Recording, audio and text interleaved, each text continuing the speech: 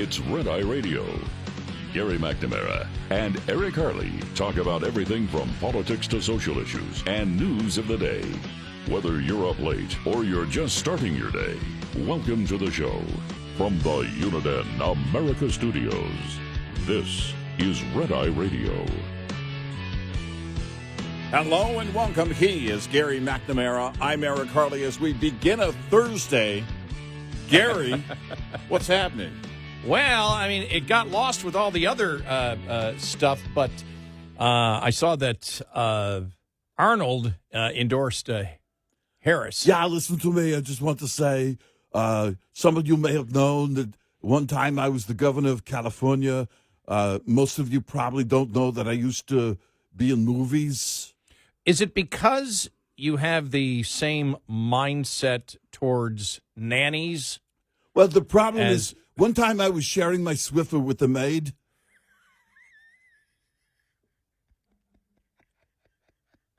Okay, we're done. We can go home now. And it was the start of something really beautiful.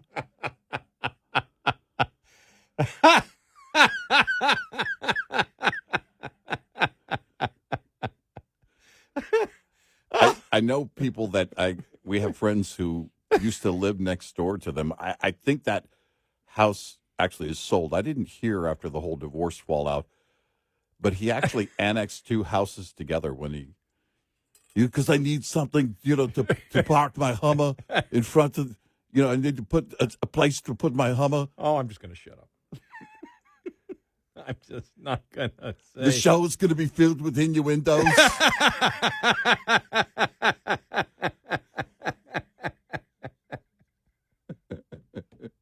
Oh, my God. Oh, boy. Here we go. Here we go. Yeah. All right. All right. Let's hit the Trump rally. Trump, dressed in his garbage men attire, had it was a pretty. Seems to be a lot of joy with Republicans right now. Yeah. But here he is. For the past 9 years, Kamala and her party have called us racists, bigots, fascists, deplorables, irredeemables, Nazis, and they called me Hitler. They've bullied you, they've demonized us, they've censored us, they've deplatformed us, and they weaponized the power of our own government against all of us. They've taken your money, they've thrown open your borders to criminals and terrorists, they've flooded your towns with deadly drugs and death. They're incompetent people, they've given your jobs to illegal migrants and sent our blood and treasure to fight in stupid foreign wars where the countries don't even know who we are and where we've never heard of the country. This Tuesday is your chance to stand up and declare you are not going to take it anymore. Fascinating day yesterday. Yeah. I mean, stuff we've never seen before, ever in any type of presidential race. It was interesting to me watching. We'll get some of it watching Karine Jean-Pierre yesterday. It's exactly what I said. I mean, she was pounded with questions over and over and over and over and over again, and you could tell the media just Trump. Some of the CNN stuff was just wow. Yeah, was just, and we'll get to all of that coming up. But when he decided to take the garbage truck, and by the way, he complimented the people that pick up garbage. He complimented. He said, "You don't get the recognition you should get. You do a very, very important job." And I'm like, "Wow, he's covering every single base." And when he was doing the press conference from the garbage truck, I'm shaking my head, going, "Wow." I mean, it's a gift. The left has been a gift that keeps on giving, and it's really been almost daily. Everything these aren't just boomerangs that come back immediately on the left. they're boomerangs that blossom into this massive gift for Trump, who has used so much of their videos and them in their own words. As we said it years ago. All you have to do is play them in their own words, and at the end, I'm the candidate and I approve this message. And he's done exactly that repeatedly with her interviews and now the whole garbage thing. This is, it's time after time after time after time after time. The thing about the cats and eating cats and how that brought attention to what's going on with immigration and illegal immigration, and kind of tying it all together about what not just the federal government is doing, but how local leaders are helping sometimes the federal government cover things up and keep it quiet. I mean, we have had it at every turn, massive opportunities to point out the real problems and also the arrogant attitude of the Democratic Party and how stupid they think you are, how lame they think you are, how weak they think you are. And now you have, I haven't seen anyone take advantage of this probably because they haven't had so many items like Trump has. And he didn't miss a beat. Every single one of them, it's like pop fly. Well, in the outfield, he's got his glove wide open. Well, sorry, Yankees. Okay. You brought it. You're making the Yankee reference then from last night. It's like easy out every time. But you got to catch it. Yeah. You have to catch it. Yeah, exactly. And that's the whole point. Easy out every. Yeah, I think that's the rule, Gary. That's with the Yankee game. They didn't catch it. That was the. I know. That's why I said sorry, Yankees. Oh, yeah. That's how that comes together. I thought I said sorry, Yankees. Yeah, no, I said sorry, Yankees. Oh, okay. Yeah. Okay. Let me have another cup of coffee. More coffee. Yeah. Those are the things that every single time we have over the years shown our frustration with the Republican Party. It's like, are you guys even awake? Are you guys even awake? Because I remember my one little league coach, telling me, are you guys awake out there? In the middle of a game or something, and between innings, you guys awake? Because I played outfield. You guys awake out there? What's going on? What's going on? And then when you would catch one, he would call you hot shot. There are time and time and time again over the years, it's like you guys don't even. It's like you're trying to work with them. It was like the Republican Party was trying to work with the Democrats, and they were just lame at every turn. And this cycle, the Trump campaign has been on point in pulling all of these out and using them to their advantage, and it's been amazing to watch, actually. And if you're a new listener to the show and you're saying, wow, you guys would just support him no matter what, you've not been a long-time listener to the show. Right. We have criticized Republicans and Trump passionately in the past for their horrible communication skills. Yeah. That isn't the case now. As I've said, if the Democrats win on Tuesday, I'm not going to look back and say the Republicans didn't run a good campaign, because they did. Right. Look, even if they win, if Trump wins, and so far, I saw all the final polls, for Pennsylvania. It's either Trump winning or tied. Mm-hmm. And the majority of the polls show Trump winning Pennsylvania, which is interesting because things still slowly moving in his direction, moving up to next Tuesday. Yeah. But even if Trump wins, look, don't get too excited. I mean, I'd be happy. I'll be thrilled. Part of me will be thrilled because the weaponization of government will be on pause. Yeah. But it's not over. Remember, if Trump wins, let's say Trump wins the popular vote, 50.9 to I was going to say to 50.1. wait a minute, that adds up to over 100. Well, I was like, wait a minute, that could happen. Well, given how they're Yeah. fighting to put more illegals back on the rolls, we'll see. Right, with the 218,000 I saw in Arizona. Yeah. That the newspaper report was talking about. Oh, did you see? Just very quickly, the one reporter talking to Carrie Lake saying, "Oh, you got a poll yesterday saying you're in the lead now, and you've got more money going, up to election day." I'm like, okay, I just saw that right before I went on the air, so I got to check. I've got to check that one out. But even if Trump wins, and even if they take the Senate, but if let's say Trump got 50, whatever, let's say Trump wins by a half of a percentage point in the popular vote. Yeah. Understand that means half of the country is for higher inflation. Yep. Half of the country is for defunding the police. Yep. Half of the country is for illegal immigration in massive amounts into the United States. Yep. That half of the country is in favor of men competing against women in sports. Half of the country is in favor of women losing their private places where men can come into their locker rooms, and that would be by federal edict.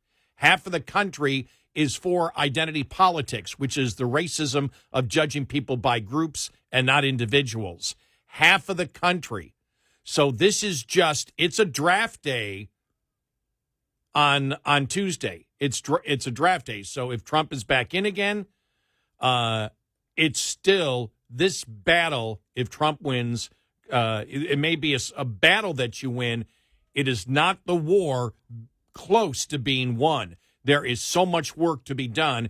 And anybody believes, because you do it. Trump's out there saying, basically, if I get, the country's going to be wonderful and great and everything else, I would hope so. But the fact is, it's not going to be. No, look, it's, there's going to be a couple of things. I remember in the interim period after Obama won in November of 2008, and we said to liberals, all right, for everyone who's, got this delusional thought in their mind of, that he has a magic wand or something, keep in mind, he's going to do things along the way that you don't like, you don't approve of, and it will take a minute for that to settle in. And finally it did by the end of his second term. Many of them were saying he didn't do anything for us. When it comes to the Trump second term, if it happens, it's something that you and I have been watching, and we were watching it during his first term.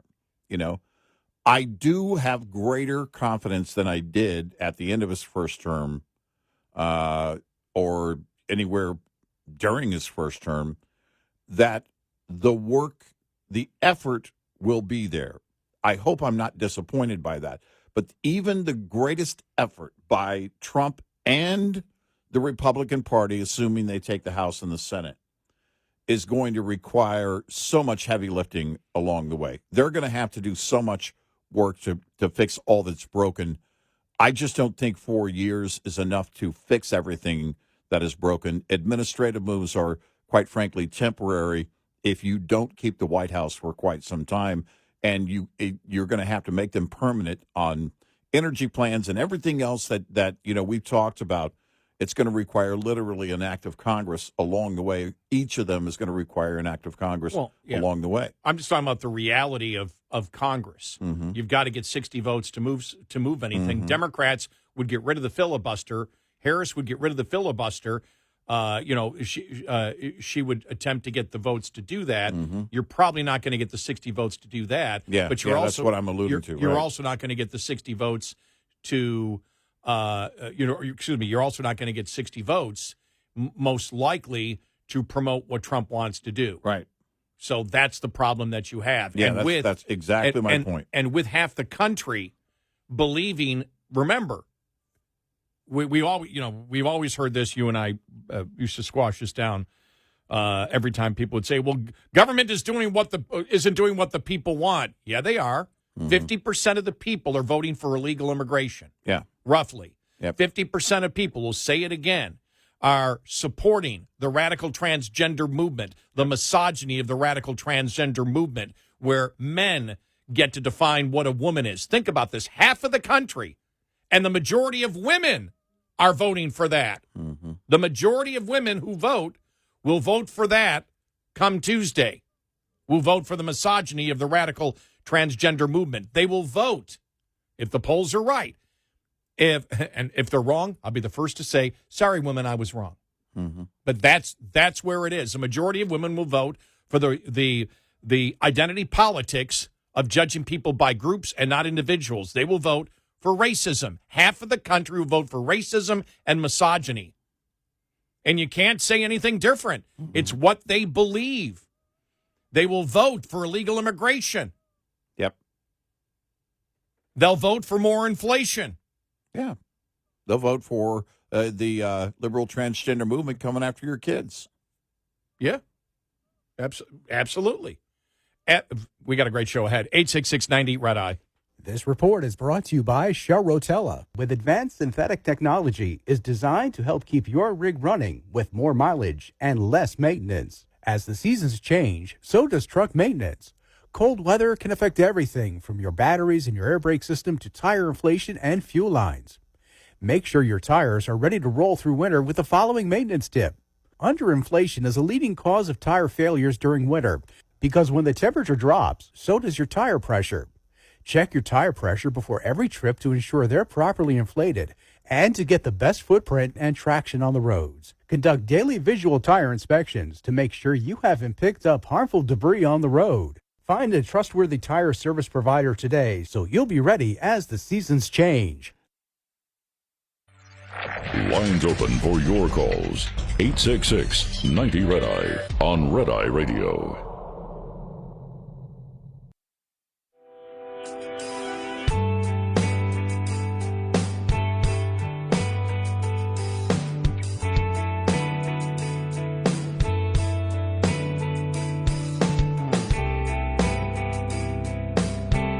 It's Red Eye Radio. He's Eric Harley, and I'm Gary McNamara.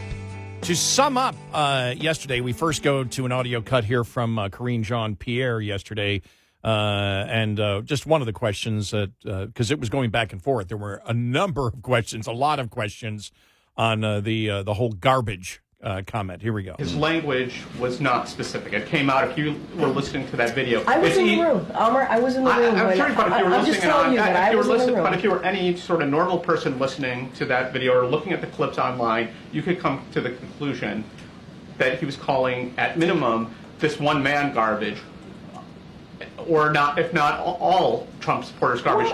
Should he be more? Does he regret not being more precise with his language? And does he also? I'm waiting for the question to end because I keep going. And I apologize. Yeah, the second part ahead. of that is, does he have any regret for how this has shadowed Vice President Harris's campaign? So a couple of things there because there's a lot that you laid out. Look, the president wanted to clarify because he understood that what he may have said he understood that what he was saying was being taken out of context. No, it wasn't. No. And by the way, she got pounded on it over.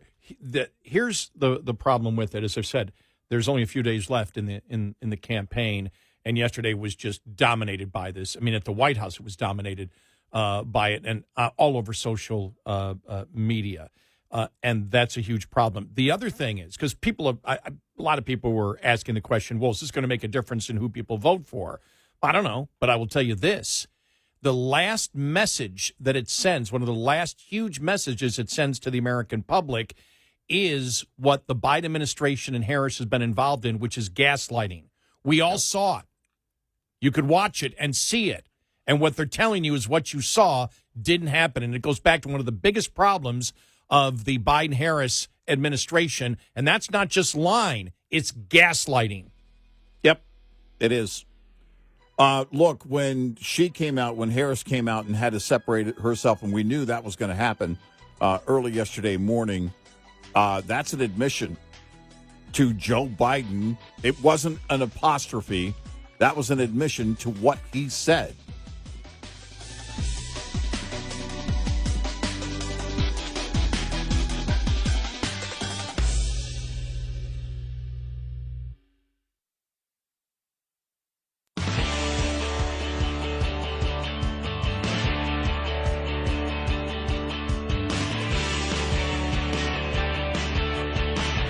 You're listening to Red Eye Radio from the Uniden America Studios. It's Red Eye Radio. He's Eric Harley, and I'm Gary McNamara. Welcome and good morning. Thanks so much for being here this morning. Just quickly looking at the latest final Pennsylvania polls. Atlas Intel, Trump +3. And Atlas was the number one pollster, most accurate pollster in 2020. Mm-hmm. Final for Pennsylvania, Trump +3. Quinnipiac, Trump +2. Fox News, Trump +1. Emerson, Trump +2. SPNR, Trump +1. Insider Advantage, Trump +1. CNN, a tie. CBS, a tie. North Star, a tie. Redfield and Wilton, a tie. Yeah. So, Yeah. I don't know those last two, North Star and Redfield and Wilton. Yeah, I don't know. They may be just pollsters in Pennsylvania. I don't know. But in none of those polls does it show her winning Pennsylvania here at the moment. Right. And so, I just want to make sure we threw those numbers out here because we had mentioned it before.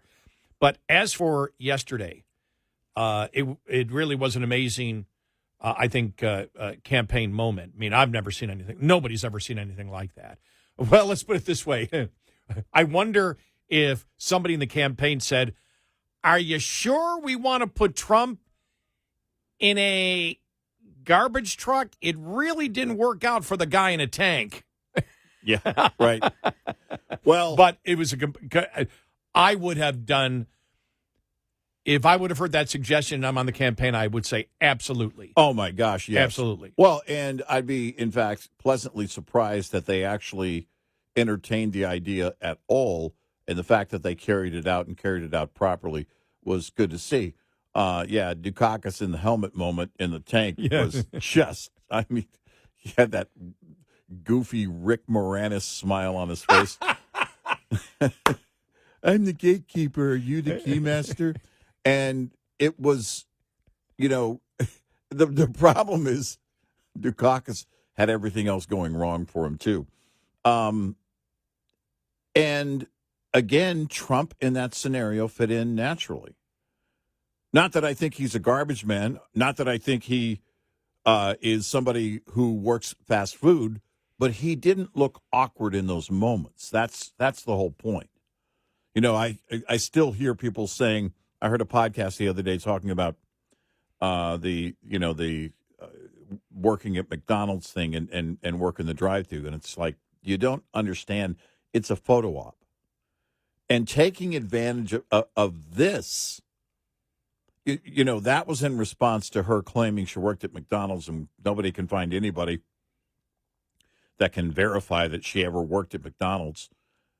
And now the whole garbage comment by Biden just days before the election. And they took full advantage. And again, Trump doesn't look awkward. When you talk about like the safety vest, he's wearing the safety vest on stage. He looks perfectly natural. He was coming down the plane with it on. It was, yeah. I mean, it was just, and he kept it on. I mean, those are the moments where you say, okay, all right, we know what photo ops are. We know that it's all contrived. It was all to make a point. And if you don't see that, then you don't understand how this whole thing works. This is, I think, right now, it spells out. I'm looking at the polls, too. I was looking at Michigan, and there's an outlier there. I'll have to go back to it here in a minute. But it has, the RCP average has her edging him out in Michigan by 0.4. You look at all the other polls except for, what is it? Susquehanna has her up by 5. And then Quinnipiac has her +4. Well, you start looking at the most accurate pollsters there in Michigan, and he wins Michigan. The momentum is going to him, and it appears that he would win that state. She was up 0.5 yesterday, by the way. Mm-hmm. Yeah. No, on the RCP average yesterday when we left here, he had Michigan, but she had Wisconsin. And that's how they had 297 Trump Vance. Oh, okay. Yeah. All right. And so you and I are looking at it because we have a lot of people in the broadcast industry that are looking at this and wondering, is it going to be called on election night? Well, we don't know. Most people suspect it won't be because of what we've already heard from Pennsylvania and Arizona. But I'm looking at the math and the possible route to 270 before Pennsylvania and Arizona report their final numbers, and so they can get there. But with that 297 scenario where we left it yesterday morning, they would be right at 268 or 269, somewhere right below 270 if everybody went to bed that night on election night. But if he wins North Carolina, if he wins Michigan, and he wins Wisconsin, even without Arizona and Pennsylvania, he can get to 270. Nevada's going his way right now. So you can look at that and, there's a possibility that they could call the election before the end of our show. And then, we have to, again, incorporate the thought of the underpolling. You were telling me right before we went on that somebody said that the internals are Mark Mitchell. Mark Mitchell. Is he doing daily now? Because I haven't been following his YouTube posts. Well, yeah, the daily yesterday, but he's done. Yeah, he's done. Okay. I guess the videos, the analysis videos that he's putting out. Not the daily analysis that he's always done. The daily yesterday was for the 1 day was 0. Yeah, it was tied. Yeah, but overall for the 4-day average that he uses, Trump up 1.6. Yeah, in the popular vote. Right. And if Trump's up 1.6 in the popular vote, wins. Then there's no doubt he gets it on the electoral account. So he's saying the internals are even more in favor of Trump than what he had, something to that effect. Than the data he has. Let me get it for you here. Let me just see. Okay, here we go. Let me see. This is Mark Mitchell over at Rasmussen Reports, for those that don't know. Who's done, I think, a really good job. Rasmussen Reports, I believe, has done a really good job in what they do. And they don't, not all of their polls show him winning. So you have to, look at it for the work that's being done. He just wrote in general, he said, I've heard the internal polling is to the right of us. Okay. Make of that what you will. All right. Which means further in Trump's favor. Yeah. Because it would be to the left of Yeah. Right. Yeah. And the New Hampshire poll. Wow. See the latest New Hampshire poll. Rasmussen, Harris 48, Trump 47. Yeah. Wow. Yeah. If that's accurate. Wow.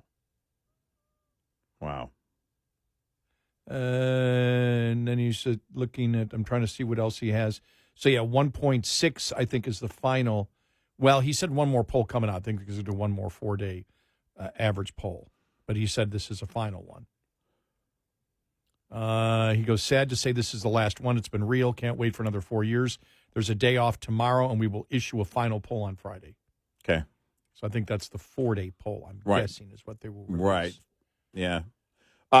Which is why you had Carville saying, and Carville knows how it works, you basically have through this Friday, if you're going to change any hearts and minds, you only have, the campaigns only have through the close of business or, I guess Friday evening if you're doing a rally.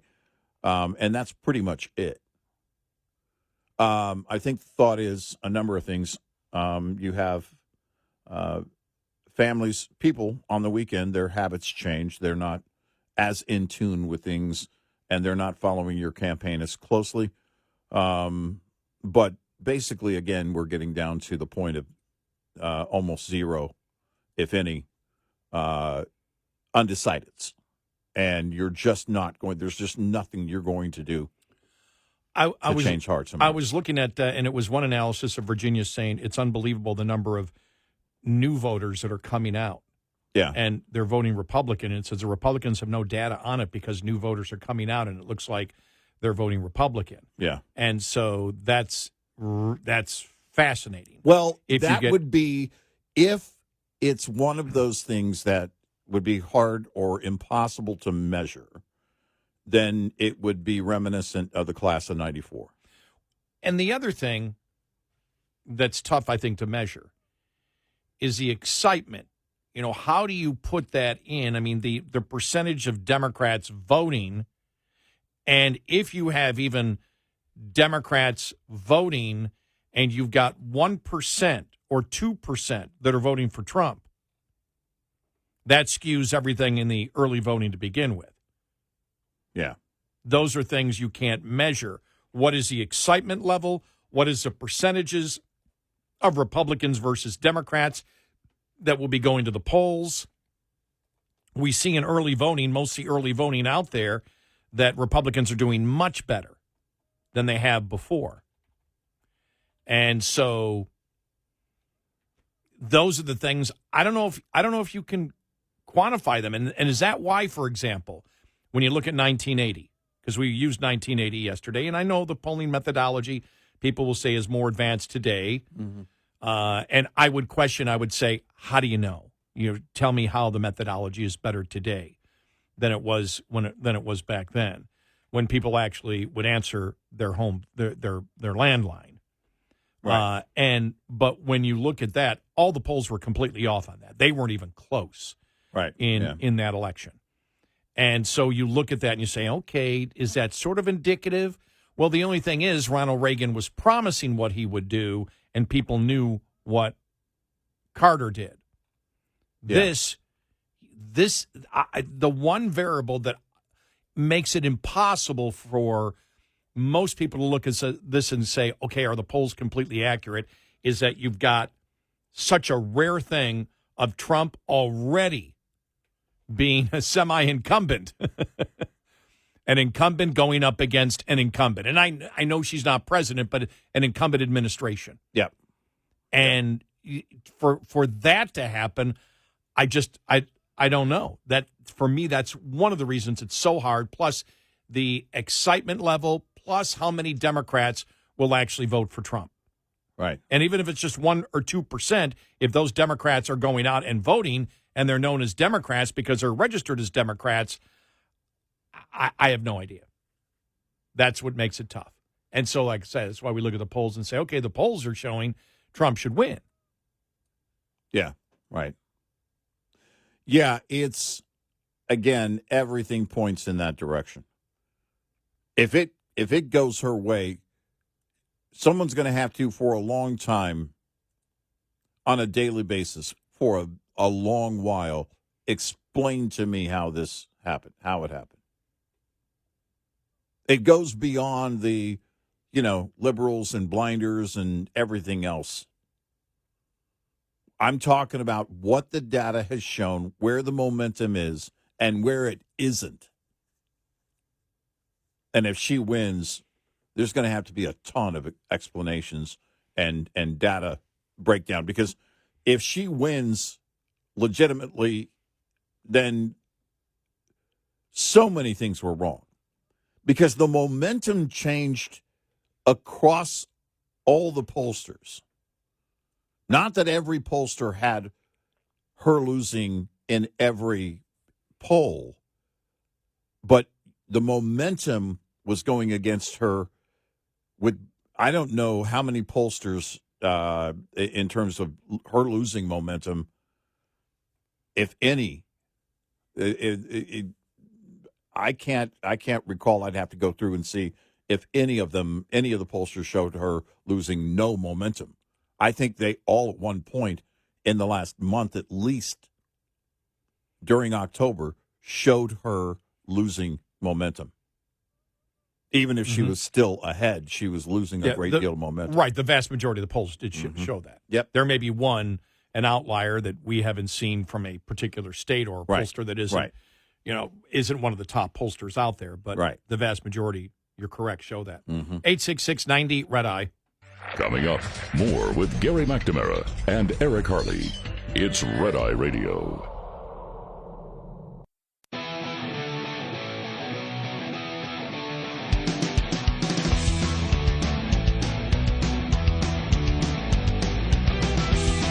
It's Red Eye Radio. He's Eric Harley, and I'm Gary McNamara. I love J.D. Vance saying yesterday that he was on Joe Rogan for almost 4 hours. And so just on Joe Rogan alone, he has done more interview time than Kamala Harris in the entire campaign. And then the media going after Joe Rogan. Oh, wow. I mean, yeah. Did you see? I think it was the New Yorker, and I forgot the well, I'll have it here in a couple minutes. I know where to find it. I saw a thumbnail on YouTube from Rogan's channel where they were responding to the backlash against Tony Hedgecliffe, and I didn't watch it, but I know he's friends with Tony. I didn't watch it to see what they had to say, but really it has to do with what the people think, I guess.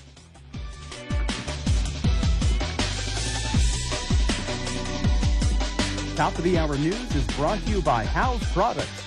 Visit houseproducts.com. This is Red Eye Radio on Westwood One.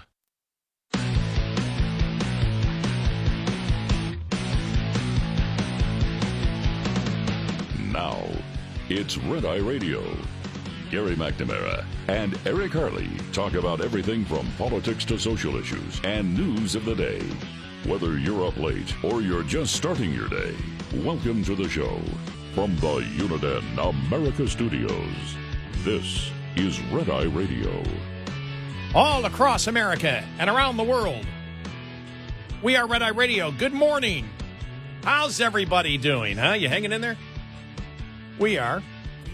Happy Halloween. Oh, that's right. It's Halloween. I know. It doesn't really matter. Listen, just go buy some candy at the store. Let's get this over with. There's an election, people. Candy was expensive. I bought this big, monstrous bag. I needed help carrying it to my car. $20. Candy inflation, costume inflation. Yeah. I didn't look at the costume thing. Somebody asked me, one of my friends yesterday, what are you dressing up as? It's like, well, last time I dressed up was 1989, and that was for a radio station promotion. Yeah. Yeah, mine would have been somewhere in the mid-'80s somewhere, and it was same thing. We were doing this big thing at this hotel. Actually, the turnout was phenomenal. But, it's interesting because nothing seems like anything because of the election right now for us. Yeah. I'm already seeing, in fact, just a couple of blocks from here, between here and on my way home, there are 3 businesses that already have their Christmas lights on and have their trees in the front decorated and the whole thing. Oh, yeah. And there's a lot of houses just to the west of us that have with lights Christmas lights on. Yeah. And last year, one of my neighbors, a few houses down, I came out and it was, it was past trick-or-treating time. So it was probably, 10:30, 11 p.m. And I looked down there, and his Christmas lights are on. He had put them up and then turned them on late Halloween night. So, but nothing really seems like anything right now. I'm not thinking of Halloween at all. Not thinking of, I see it everywhere and everybody talking about it, but it's going to be really weird. I said this to you last week, I think, walking to the car. We're going to go from election night to, boom, it's Thanksgiving and Christmas season. Yeah. We'll be, by the time all of this is over and it comes in, the final results come in, it will be December of 2026, but it will be December. I really am. I'm looking at, I was telling you in the pre-show meeting, because I'm looking at that path to, a 270 before the end of the night. It's so insane that the people of Arizona and Pennsylvania allow their state officials to do this. Oh, we won't have it ready until whenever. Well, that's because Democrats are hoping for fraud. Exactly. That's the only It's the only reason. reason. It's the only reason. It's the only reason You do that is because you're hoping for fraud. And at the very least, they're hoping to not have to hand Trump a win if he wins before they all go home. This is how it played out in 2016. Remember, Hillary went home. They shut it down. I remember this. The New York Times was about to call it. And word got out that the New York Times had called her campaign headquarters and said, we're calling it for Donald Trump. And then she threw a fit, a real fit, and went home. And they didn't, they didn't want to give him an election night win. I remember the sentiment at the liberal news desks that were just, it went from they were having a party and confetti and who knows what else to, oh my gosh, and then all of a sudden they were just angry, bitter, that it was looking more and more like he was going to win. Well, that was 2016. Look what happened yesterday. And the Supreme Court came out and said, sorry, Virginia. Yeah. Or sorry, Department of Justice. Right. The non-citizens are off the voting rolls. Exactly. Think about that. Yeah. And I didn't see anybody in the Democratic Party go after the Supreme Court. Right. Now, every time they do something, they'd go after the Supreme Court. They know they can't even defend non-citizens on the voting rolls. Right.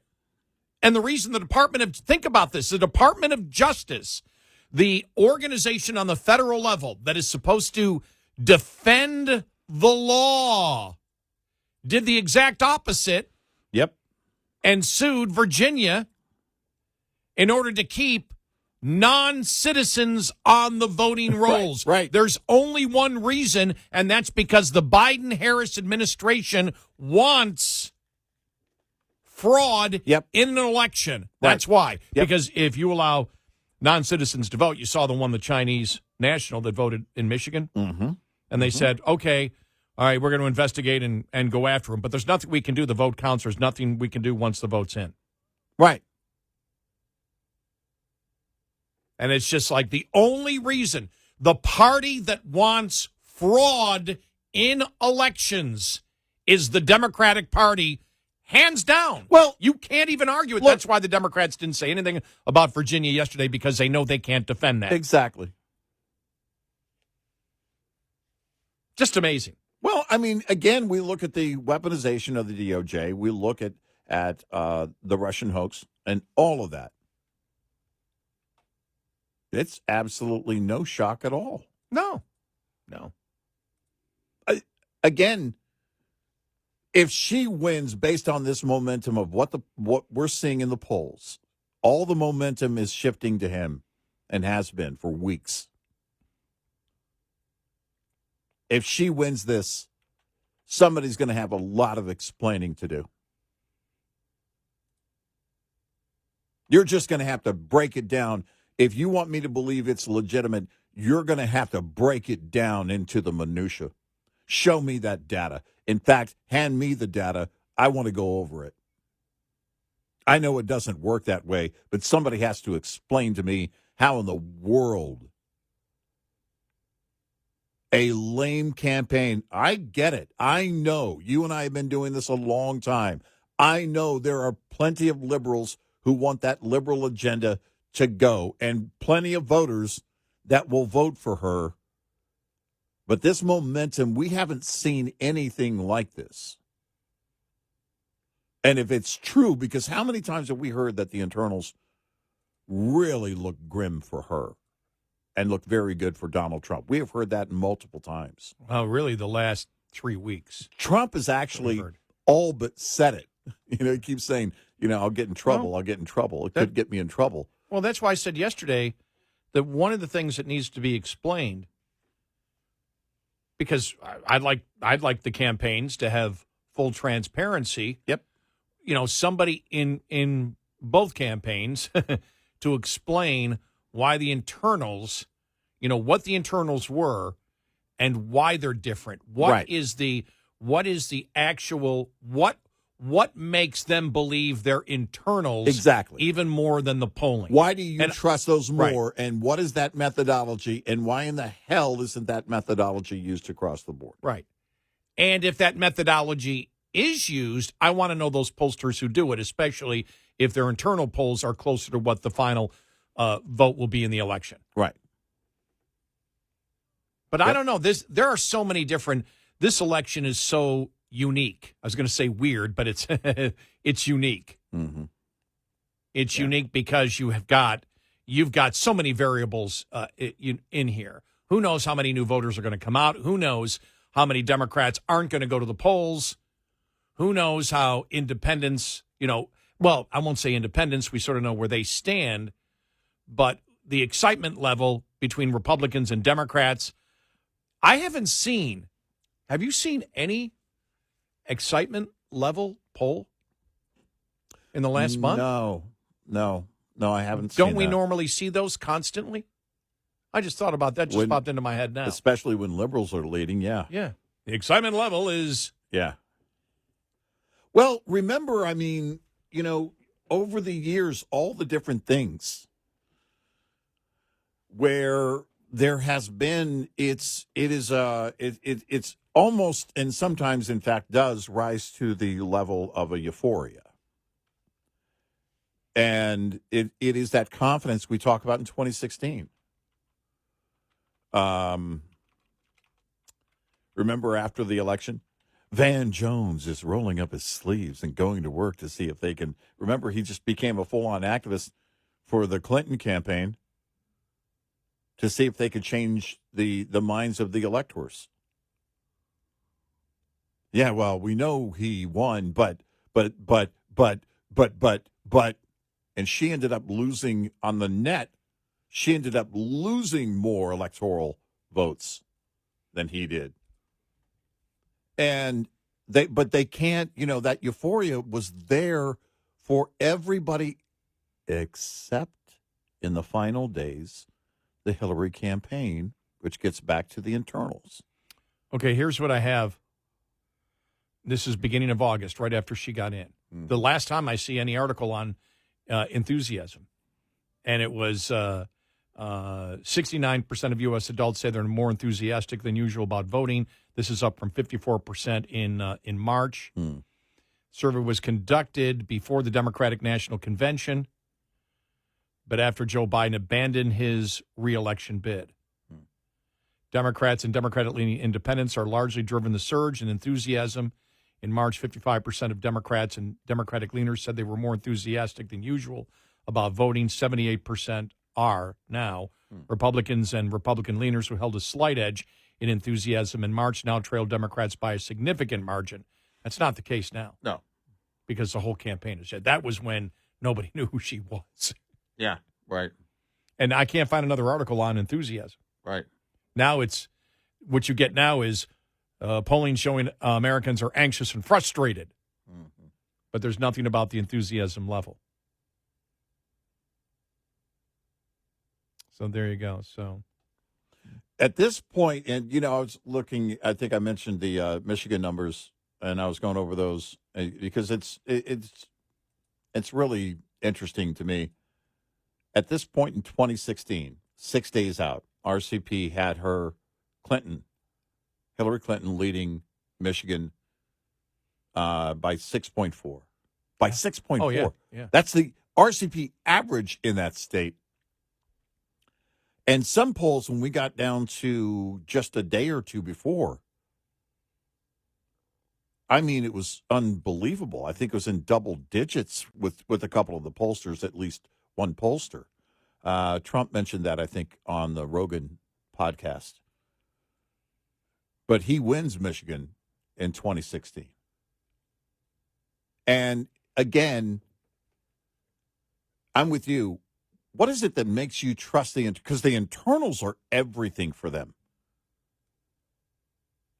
If the internals say jump, they say how high. They write everything around. They do everything. Every move is based on those internals.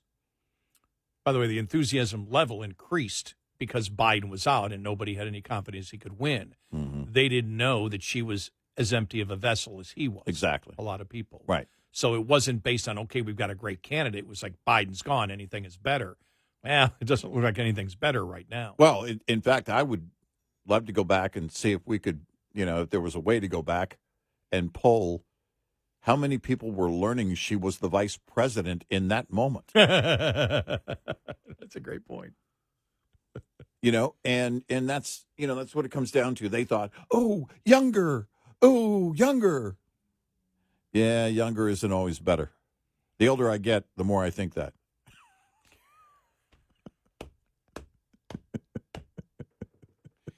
And, the older I get, especially at my age, the more I disagree with Robert Reich, who said back at Berkeley that if we're going to truly be honest about the healthcare system, we're going to have to let old people die. Yes. I was much more in favor of that idea 40 years ago. I'm less in favor of that now. We laughed and mocked that moment, but now that moment is enormously offensive. Somebody should go ask Robert Reich, do you still now you said that like 20 almost 20 years ago. Yeah. Was it 2007 they said it? I think it was somewhere around there. Yeah, okay. Yeah. You said this 15 years ago. Now that you're Berkeley. 15 years older, Yeah. what is he in his 70s, late 70s? Yeah, I think Do you so. still Yeah. think that we should just let old people die? Right. Yeah. Is that still a good idea? Yes. Well, we said at the time, this isn't going to age well. Literally. 866-90 Red Eye. Brought to you by FPPF, Fuel Power Max. Just because idling is common doesn't make it smart. Idling a diesel uses about a gallon of fuel per hour, which can cost you about $180 per week at $4.50 per gallon if your truck idles 8 hours a day. Idling easily can cost you a few thousand more in fuel alone per year, not including the added engine maintenance expense that results from excessive idling, harder on your truck's engine than highway driving. In addition to operating costs, many governments impose no idling laws and regulations with fines as high as $25,000. Instead, there are many alternatives. An extra blanket for cold temperatures, window screens for when the weather is warm, bunk heaters, and various auxiliary power unit options abound in this day and age too, many powered just by batteries. Otherwise, diesel and gas gensets burn far less fuel than your truck's engine. Research options to find your fit. Owner-Operator Business 101 is provided by Overdrive's Partners in Business program. Go to overdriveonline.com to the Partners in Business section of the website for more details on this and many other topics. Brought to you by Shell Rotella. With advanced synthetic technology is designed to help keep your rig running with more mileage and less maintenance. Coming up, more with Gary McNamara and Eric Harley. It's Red Eye Radio.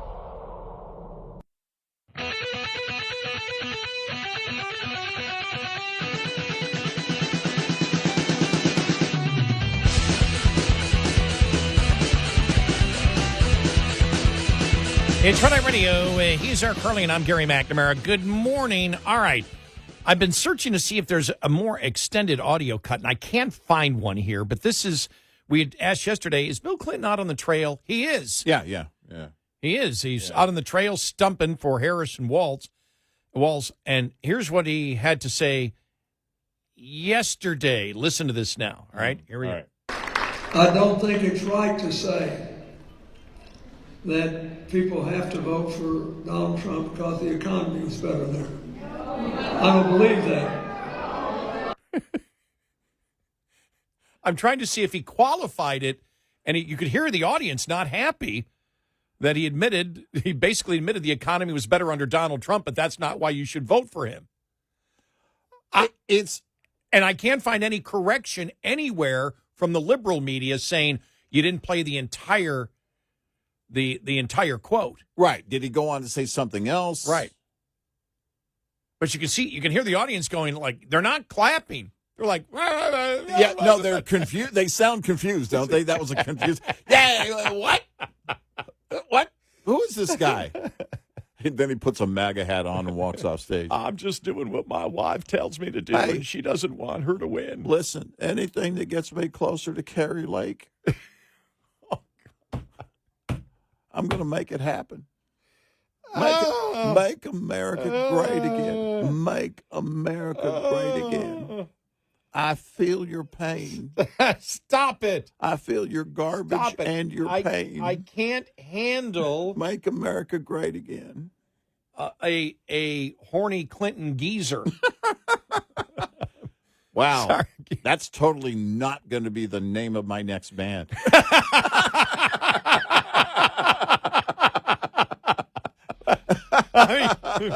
That's not happening. They just can't get anything. It's like they can't get anything right. It's like, well, he's again, it seems like more and more everybody's doing Trump a favor.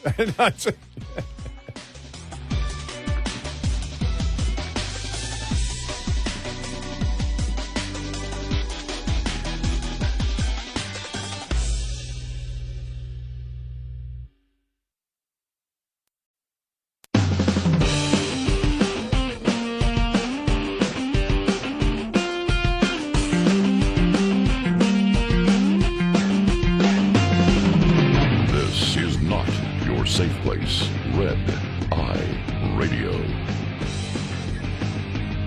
It's Red Eye Radio. He's Eric Harley, and I'm Gary McNamara. The show's getting in the way of my reading. I know. Hey, download our Red Eye Radio app today, and you can listen when and where you choose. Yeah, so again, I've been looking for the extended cut, but the fact is, you see Republicans, the one with Clinton, Yeah. admitting the economy was better under Trump, and the audience like, what in the hell?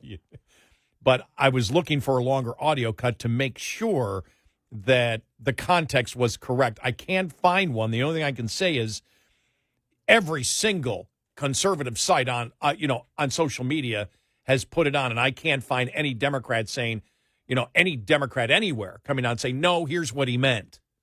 And look, they would do that. They did it. They're gaslighting on Biden and garbage. Right. Yeah. Oh, no, that's not what he said. Oh, my gosh, it was so funny yesterday. No, it was really horrible. Remember when Mueller testified, and it was just like watching the Hindenburg? And it was always going to, that entire charade was always going to end up in that way. It was always going to culminate with that kind of botched testimony. It was just so horrible.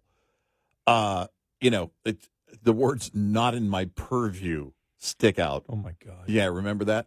And so when you look at this now, if Trump wins, oh, by the way, you said during the break, Harry Ensign over at CNN, said if Trump wins, it would have been will have been obvious. It will have been obvious, and that's kind of what we're looking at now. He's also the one that said, historically, a party does not get underpolled 3 election cycles in a row. And implying that it's, quite possible that Harris is actually underpolled this time. Sorry. You're not going to make me believe that. I don't care what you got in front of you. You're not going to make me believe that. And I think part of that is not, let's just say, all right, we're going to come down to the delusional state for a moment. Let's just say all the pollsters are pretty accurate. They're fairly on target. What you can't measure is the effect of someone saying, and by the way, the Harris campaign built an ad. Actually, I think it was a PAC. I don't think it was her campaign. I think it was one of her PACs built an ad that was kind of this idea of not saying anything even to your family, but you're actually going to do the deed and you're going to vote for Trump. Or you're saying you're going to vote for her and you actually don't even go vote. Those things you can't account for because you brought up the enthusiasm poll and everything else. And, on day one, that enthusiasm poll might have been something. Let me add a couple more. The enthusiasm poll, the new voters that from what I can see in the polling are towards the Republicans. Right. And so you sit there and say, okay, It doesn't happen 3 times in a row. And again, this is all speculative. Well, what I'm saying isn't speculative about the new voters coming out. The number of Hispanics and blacks now that are moving towards Trump. The story in the Wall Street Journal, from one of the editorial people saying that older white voters are ditching Harris. The older voters were the ones that were the most solid for the Democrats. But if that's true, and we'll get to that article here in a little bit, if that is true, then how do you make the case that Trump is being overpolled? I don't see it in the demographic makeup of any of the pollsters out there. Exactly. I don't see that. So I'll just continue where you were going. And that's the point, is that, now with, again, Harry Ensign, we don't know if he's backing away from it or if he's just making a different observation altogether. Not sure, over at CNN. But the fact is even if the pollsters' method, I'll just say this, if the pollsters' methodology is on point, we'll just say that, generally speaking, across the board, which I don't think to be the case, but for the sake of the argument, let's just say it was. Even if that were the case, what you can't account for is the number of people right now, especially the Trump effect, which the toxicity has been diminished greatly, but still does exist.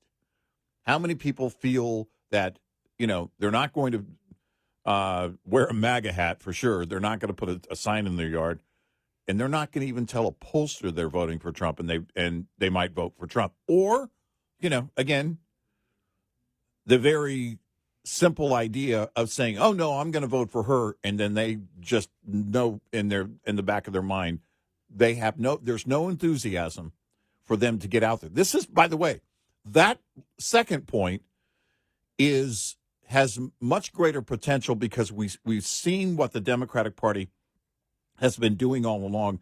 When Joe Biden was in, they were worried about voter turnout. They were worried about voter apathy. And then when I almost said voter empathy, they might be worried about that too. There is the effect now with her. Again, yay, someone younger. Oh my gosh, she's totally an empty vessel. And she's not creating that excitement. So again, we believe they're worried about that voter turnout. They're extremely worried about the down ballot, and we know that Schumer's been, talking about campaigning for the Senate races and everything else, even though his own party has a number of senators who are using Donald Trump to align themselves with Donald Trump in their ads as Democrats. And yes, they voted for impeachment. I mean, these are absolutely insane times.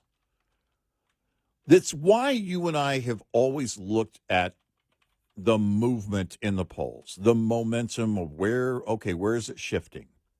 If it were only shifting with,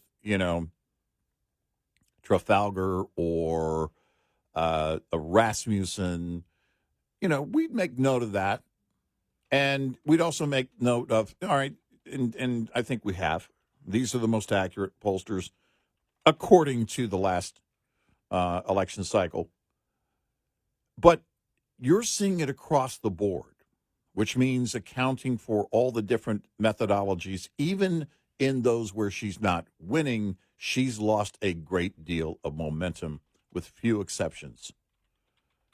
And so I just don't, again, I really don't think you can gauge right now, exactly what's going on, except for the fact that the momentum is pointing in his direction. It's hard for me to believe he loses Michigan if he takes Pennsylvania.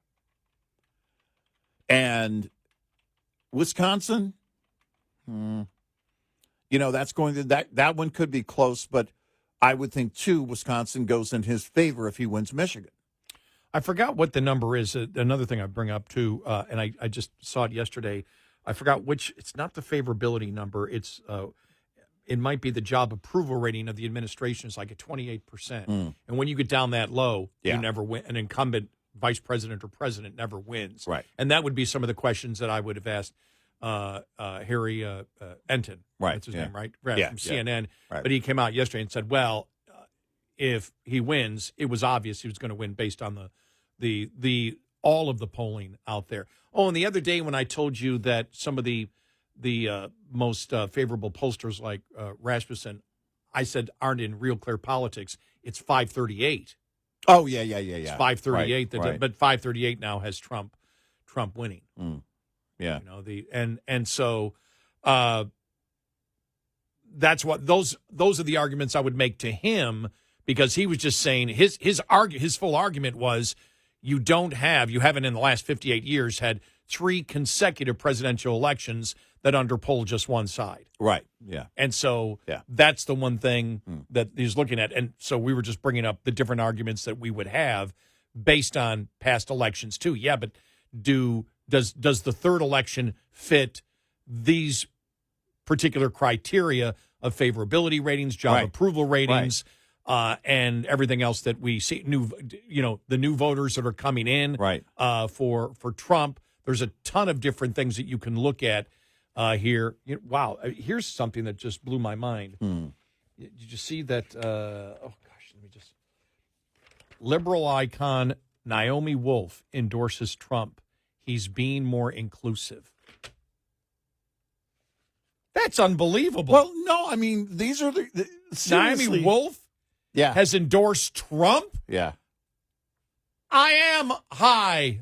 Yeah, no, I'm high. When I said we'll come down to delusional land to make the point on the pollsters, I almost said, okay, we'll act as if we've been smoking weed like everybody else. Because when you look at so many points right now, when you think about where we are right now, days before this election, and you have how many liberals now?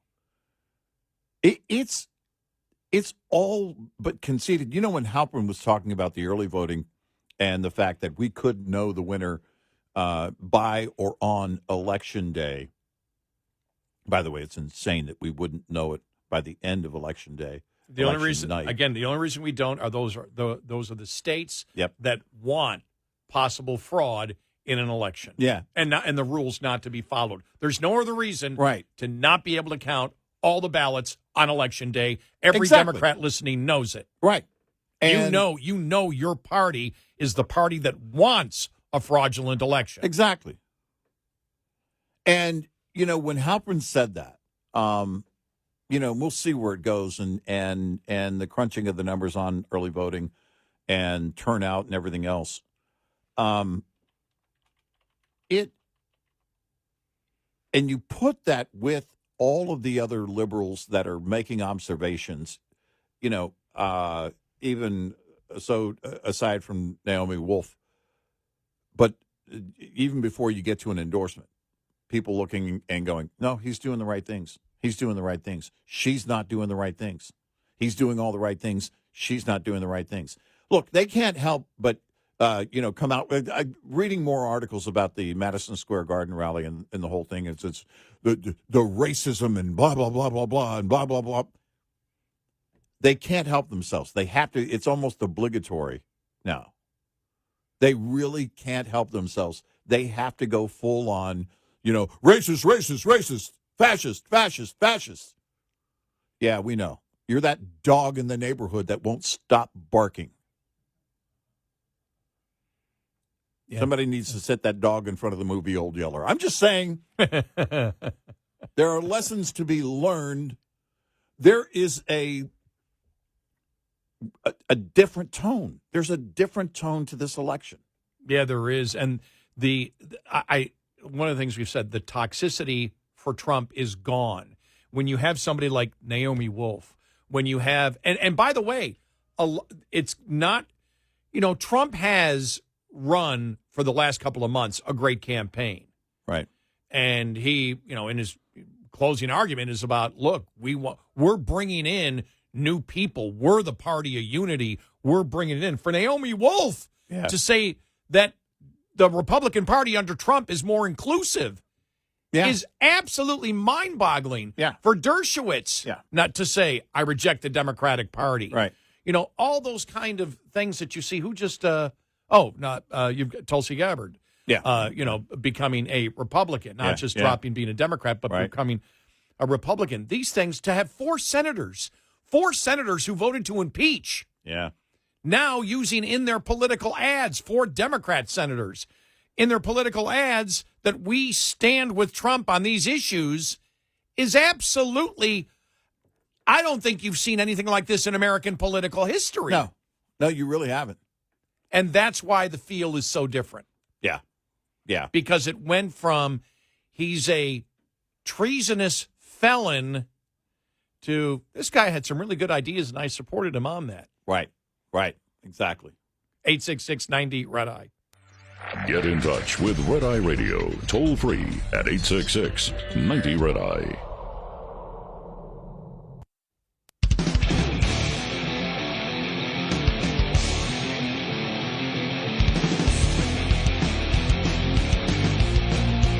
It's Red Eye Radio. He's Eric Harley, and I'm Gary McNamara. Coming up following the top of the hour, the Joe Rogan not interview with Trump, but interview with J.D. Vance, and the story about the backstory about what happened with Kamala Harris, right? And the panic that you see in the liberal media over her not doing it is targeting Rogan. Yeah, of course. It's targeting Rogan. Yeah, of course. What, you can't leave your studio? Right. I'm like, wow, they're panicking. Yeah, they are.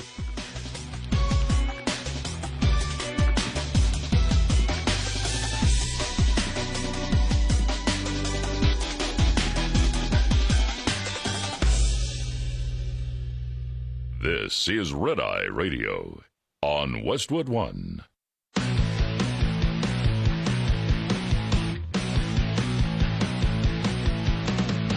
Now, it's Red Eye Radio. Gary McNamara and Eric Harley talk about everything from politics to social issues and news of the day. Whether you're up late or you're just starting your day, welcome to the show. From the Uniden America Studios, this is Red Eye Radio. All across America. Was I there? Okay. You're here. Right. Okay. You're here. I don't know why I didn't hear myself in the headphones. And wherever you are, there you are. Yes. He's Eric Harley, and I'm Gary McNamara, all across America, all that blah, blah, blah, yada, yada. We're here. Nice, Happy Halloween. Nice. The station that cares. Don't forget right. your raincoat or whatever the weather is where you are. Oh, we have some rain coming in, don't we? We do, apparently. Yeah. I think it's a myth. I think it's a rumor. You know, it's been almost 5 weeks since we've had rain.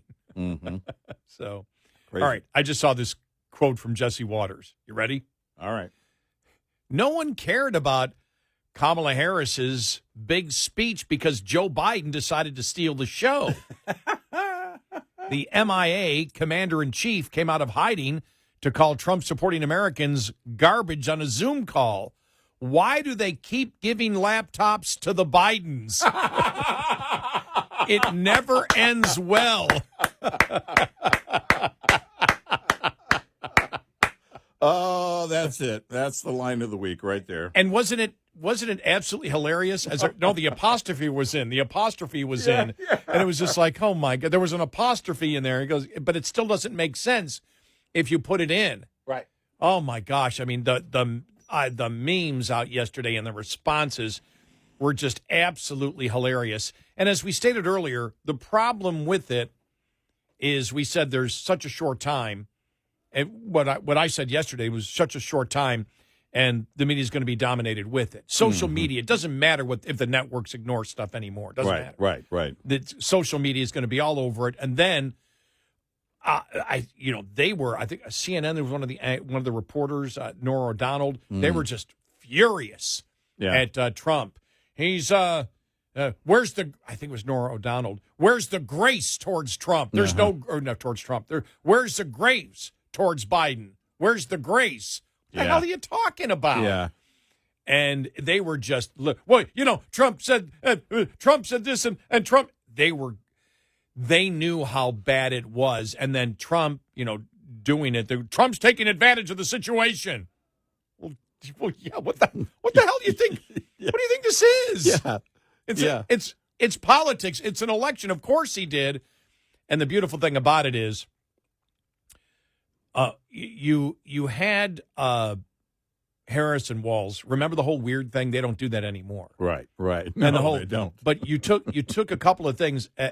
As someone who, I'll call myself a political analyst because I've been doing this now for 4 decades, covering different elections, even when I wasn't a talk show host. Right. I was over news departments when I was a radio station manager. Mm-hmm. And so I've been covering it for the longest time, politics in America, and paying attention for over half a century. But the two things, joy and weird. Yeah. That was something that they initiated, and all you saw yesterday. And by the way, those aren't 2 people on The View, just to let you know. Right, exactly. Weird. That is, I am not targeting Whoopi. Yeah, that's even though Whoopi was honest yesterday. Yeah. She was honest yesterday. Yeah. Did you see that? Where she came out and she said, no, basically they are garbage. Mm-hmm. It's like, well, thank you. We know that's what you think. Everybody knows. Right. Don't try to hide it. Right. And but it just was another example of saying, well, look at where the joy is. What it also did was it was another case that they've been very good at the campaign of humanizing Trump. That humanized Trump in the garbage truck. It really did. Yeah. And then when he talked about it, and I was thinking, I said, okay, are they going to accuse Trump of making fun of garbage men? Yeah, right. Garbage people. Right, yeah. And garbage persons. Garbage persons. And then he came out and talked about the people that collect our garbage are special. Right. They do a job that has to be done. Yep. They're not given enough credit for it. And I went, oh, my God, this is beautiful. And then doing the press conference, CNN broke away. CNN broke away from whatever they were doing at the moment and actually went to coverage of Trump in the truck. Yeah. Wow. Because you had to do it. You're like, okay, we got to cover him on this one. But they actually cut. I'm seeing if I can find it here. Did I actually save that one? I don't know if I saved that one or not. But it was absolutely beautiful. It was like, whoa, that's really, really, that's a good thing to do. But I can't find it here at the moment, but they did it. But it took the thing of Trump wasn't weird there. Trump was normal.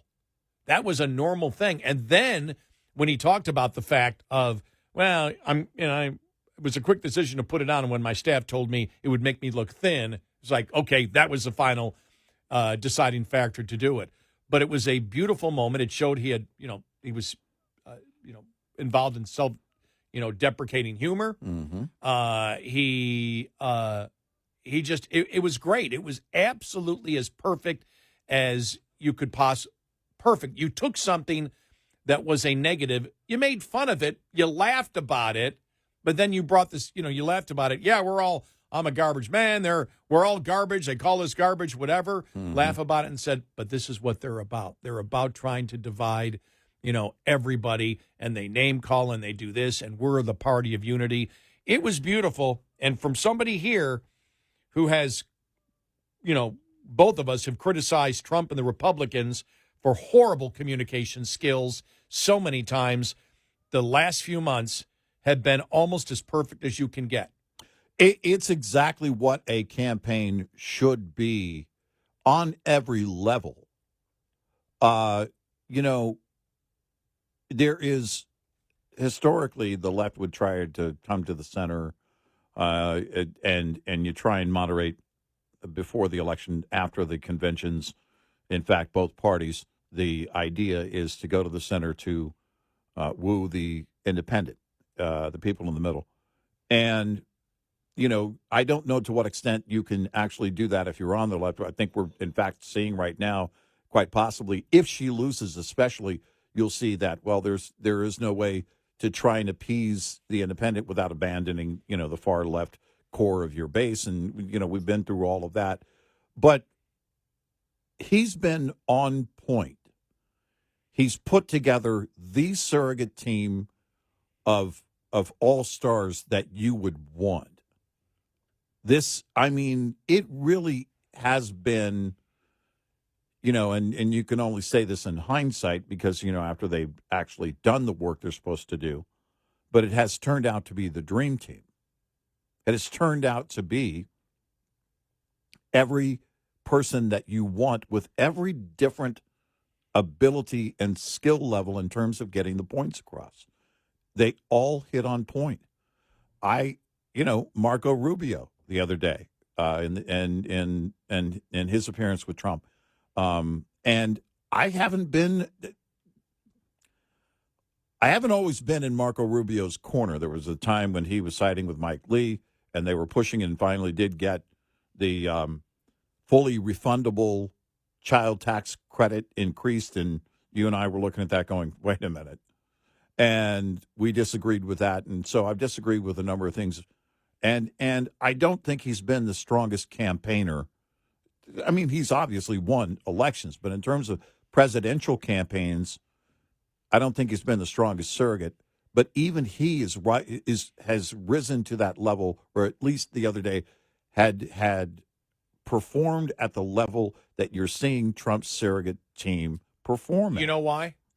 You know what Trump and the Trump surrogates coming aboard have taught the Republican Party? Don't be on the defensive. Yeah, right. Yeah, right. Don't be on the defensive. You Right. don't. The Democratic Party is so radical. You don't need to be on the defensive on anything, which is why, you and I have said about identity politics. That's the last one that they still have to hit and absolutely attack the Democrats on. Mm-hmm. Now, they're doing better at it, but they need to go full force on it. Well, you're right. And what's interesting, too, is that they have taken the ball and because when you're on the defensive, and we've heard it far too often, it would just got to be maddening, sickening, depressing, watching establishment GOP types. Well, if we, when we blah, blah, blah, blah, blah, when we blah, blah, blah, blah, wah, wah, wah, wah, wah, wah. And then, I think the epitome of that was John Boehner when he was leaving. We don't like messy. We don't like messy. Yeah, so I'm going to go work for a tobacco company. It's, it's the insanity. It's the insanity. And by the way, where else was he going to find a job? By the way, you said that Yeah. 1,000 times to me, Yeah. and I still It's find always- it funny every time you say it. Well, they say he didn't quit smoking even when he was asleep. But that may not be true, but that was the rumor. But that type of attitude, we always said, look, there are so many ways you can grab that ball and run with it.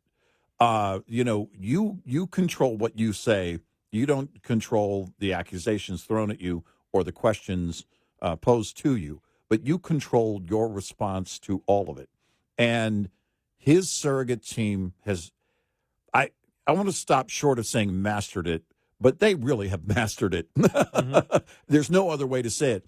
They have been on point in that regard all along the way here in these last few months. And as you mentioned, and I'm with you on this, if Trump doesn't win, it won't be because they ran a poor campaign. No, they've run a very, very professional campaign that I would say, because you can't run 100%. Yeah, no, but I say Yeah. they have 95%, and I've said this before, and I'll say it again, but just make sure that you jot down the time here. It's 2:17 a.m. Central Time, October 31st, 2024. I was wrong. Yeah. I was wrong on J.D. Vance. Yeah.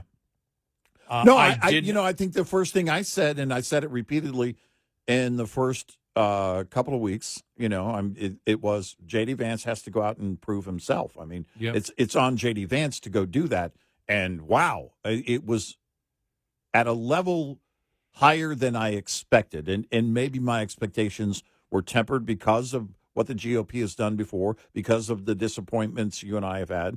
and seen and observed over the years, professionally and as citizens, and I think that's it has been, and this is what, because we all saw early on, we saw Ramaswamy, Byron Donalds, we saw people who just didn't fear the media at all. In fact, were going out of their way to not just get in front of the media, but take it on head on, and were able to debate and make points and be proactive in that, even when in moments where people would typically politically be on the defensive, they were being proactive. And that's something that you have to be mindful about that, but you also have to have conviction. First and foremost, this is one thing you don't see with her. This is the reason there's no real leadership in her campaign, which of course starts with the nominee, with the candidate, because there's no real conviction. That conviction is contagious. And I really believe that's why you see more and more of the surrogates out there who are taking the lead from J.D. Vance, Ramaswamy, Byron Donalds, and others that are out there, Tulsi Gabbard, all of them that are crushing it. I think, and I really hope I'm right on this, that other GOPers are looking at this on how to behave and how to campaign in the future. And not just campaign for an election, but campaign to get things done. You have to build a consensus to get things done. Well, as we have said, how long have we said this? It's never been easier for conservatives, and now I'll say conservatives / populists, to make an argument against the Democratic Party that is the most radical party in American history, on the issues of where they stand. Yeah. And we said, don't be on the defensive. No. Don't sound like, I don't sit there and go, well, I need to make sure in my mind I need to appease the middle. Attack. Right. And we've been saying that the longest time. Attack. Mm-hmm. And when he, what's her name on, what's her name? When she brought up the Venezuelan gangs, well, it's only a few hotels. Who was that again? Who said that? The anchor on the Sunday morning news show. What's her name at CNN, right? I just can't think of her name at the moment. Right. But he went right after. He goes, listen to you. Listen to what you're saying. Yeah. It's only a few, and so we're to blame for pointing it out. You've got gangs, Venezuelan gangs that have taken over apartment hotels, and you're saying... Was it Dana Bash? No. And you're saying we're to blame for it. Mm-hmm. Yeah, I mean... The whiny one. Well, that narrows it down. Was it Welker over at NBC? No. All right. The blonde. Yeah. The whiny one. I guess we're starting from zero, are we? But that's, but again, they have been excuse making. Martha Raddatz. Yes. They have been in excuse making mode for a while now. And that shows, as you point out, them on the defensive, and it's across the board. You asked me during the break, where's Mark Cuban been the last couple of days? It's like, I don't know, trying to come up with new excuses. Probably. 866-90 Red Eye. We'll be right back with more Red Eye Radio with Eric Harley and Gary McNamara.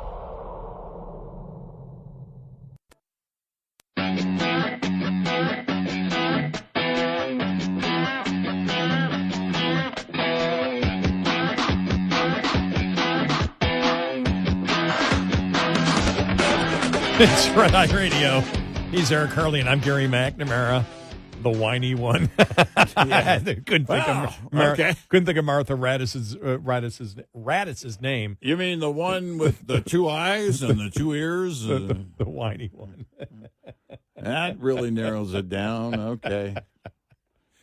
I guess we're starting from scratch here. No, but and I don't know whether I'm trying to think that, when he came aboard, when he came aboard, it just seemed like all the surrogates. It was almost as if once they saw him, that it was like, go for it.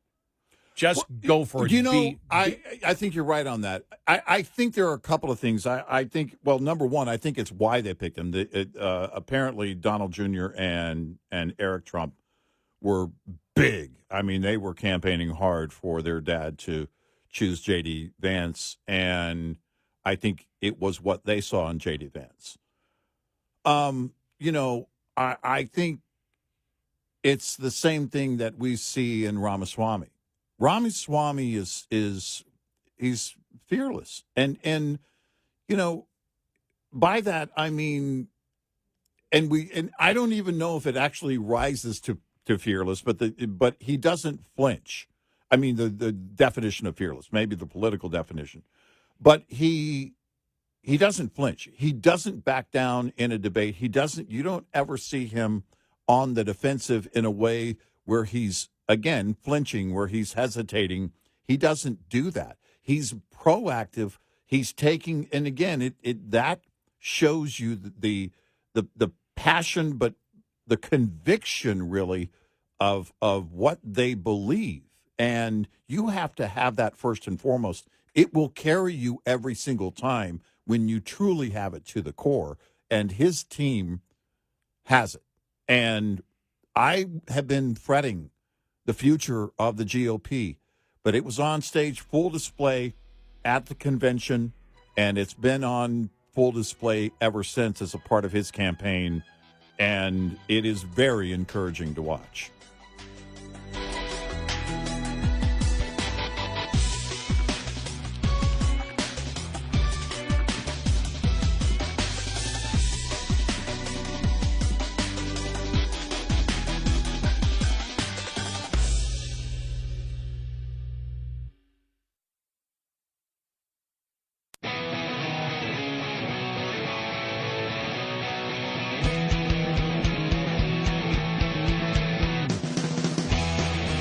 You're listening to Red Eye Radio from the Uniden America Studios.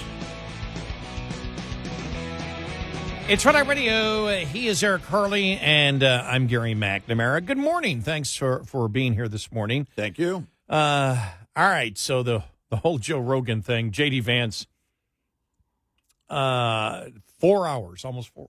Yeah. 4 hours, apparently, he was on with Joe Rogan. Yeah.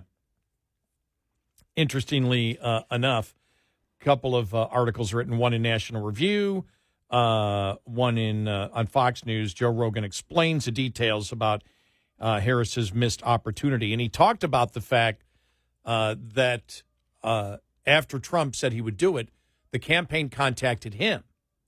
Yeah. Harris' campaign contacted him and said, well, we want it to be an hour, and we don't want to do it. Right. In your studio, you're going to have to come to us. Yeah. And which, by the way, you and I predicted that would be the case. Yes.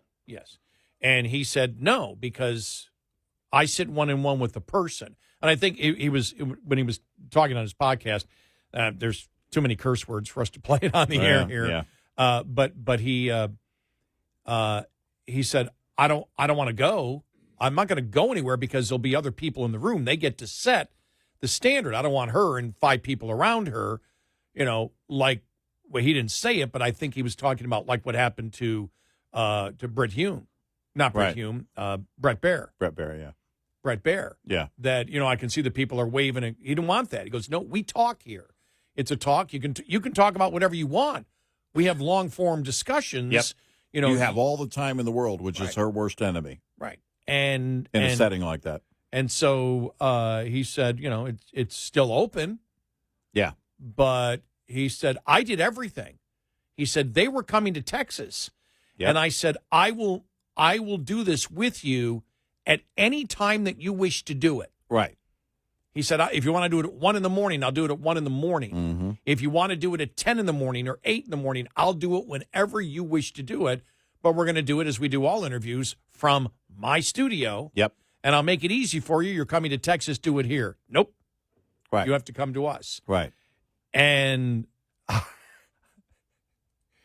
I got to find the National Review article here. Just give me 1 second because it's worth it.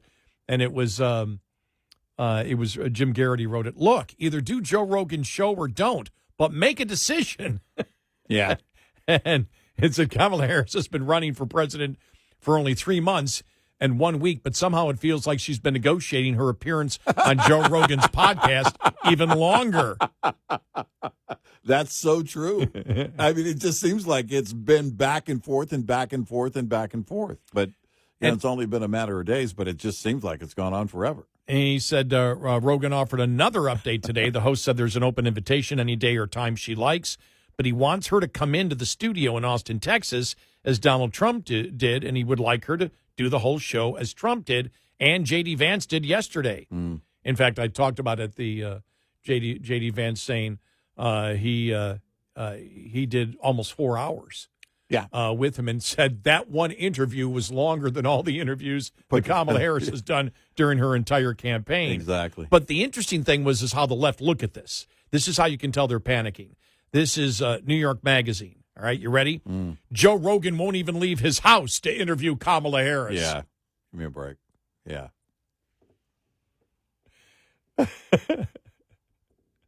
Well, again, setting up the impossible, knowing I believe there's a better than decent chance that her advisors are setting it up because they don't want her going on. They know she cannot go on with Rogan for 3 hours. Joe Rogan offers pitiful defense. This is from the New Republic, liberal publication. Joe Rogan offers pitiful defense for why he won't interview Harris. Well, he said he would interview her. He didn't say he won't interview her. Right. Because Joe Rogan says he's still open to interviewing Kamala Harris if she'll drop everything and come to him. Yeah. Right. They're blaming Rogan. Yeah, of course. Of course. Yeah. It's lame. It really is. That shows the panic. Look, they're trying to twist it on. Rogan's the number one podcaster, and you know the tone. I don't know. I know during the COVID years. For a while during COVID, I don't know how long it went on. There were, they had a different protocol in coming in and the whole thing. And I think Edward Snowden was the only one that was done by remote for obvious reasons. I don't know if there were any others during that time. I didn't follow as closely back then, but I think Edward Snowden, as far as I know, and someone could correct me on this, is the only one to have done an interview remotely. And it was a video kind of thing. If you know what Rogan is, I mean, it's sorry, but you got to go there. Whether it was back when he was in L.A. and now that he's in Texas, same thing. You go there. And I have heard that he is very accommodating for his guests because that's what you have to, that's the give and take. That's what you have to give up is, all right, they may not be able to do it at whatever, 10 in the morning or 3 in the afternoon. They may have to do it. And he's been, reportedly, he's been very accommodating for guests in general. She doesn't want to sit down for 3 hours. Yeah, we all know what it is. Everyone knows. Every Democrat knows. By the way, an hour is 59 and a half minutes too long. And you guys all know that on the left. Every Democrat knows that. Every Democrat knows you cannot do it. They would absolutely panic if she was going to do a 3-hour interview. He probably had to stop J.D. Vance from talking at almost 4 hours. J.D. Vance would have gone, quite possible that J.D. Vance could have done a lot longer. The point is that she doesn't have the ability to do interviews, and you guys all know it. He added of not agreeing to the campaign's conditions. He said, you could look at this. This is all quotes. You could look at this and you can say, oh, you're just being a diva. But she had an opportunity to come here when she was in Texas, and I literally gave them an open invitation. I said, anytime. I said, if she's done at 10, we'll come back up here at 10. I'll do it in the morning. I'll do it at 10 p.m. I'll do it at midnight if she's up. If she wants to, drink a Red Bull with me. She actually reached out when she found out that Trump was coming on. So their camp reached out to me, and I said, great. I wanted to talk to her, but it was very difficult to tie it down. They wanted me to travel.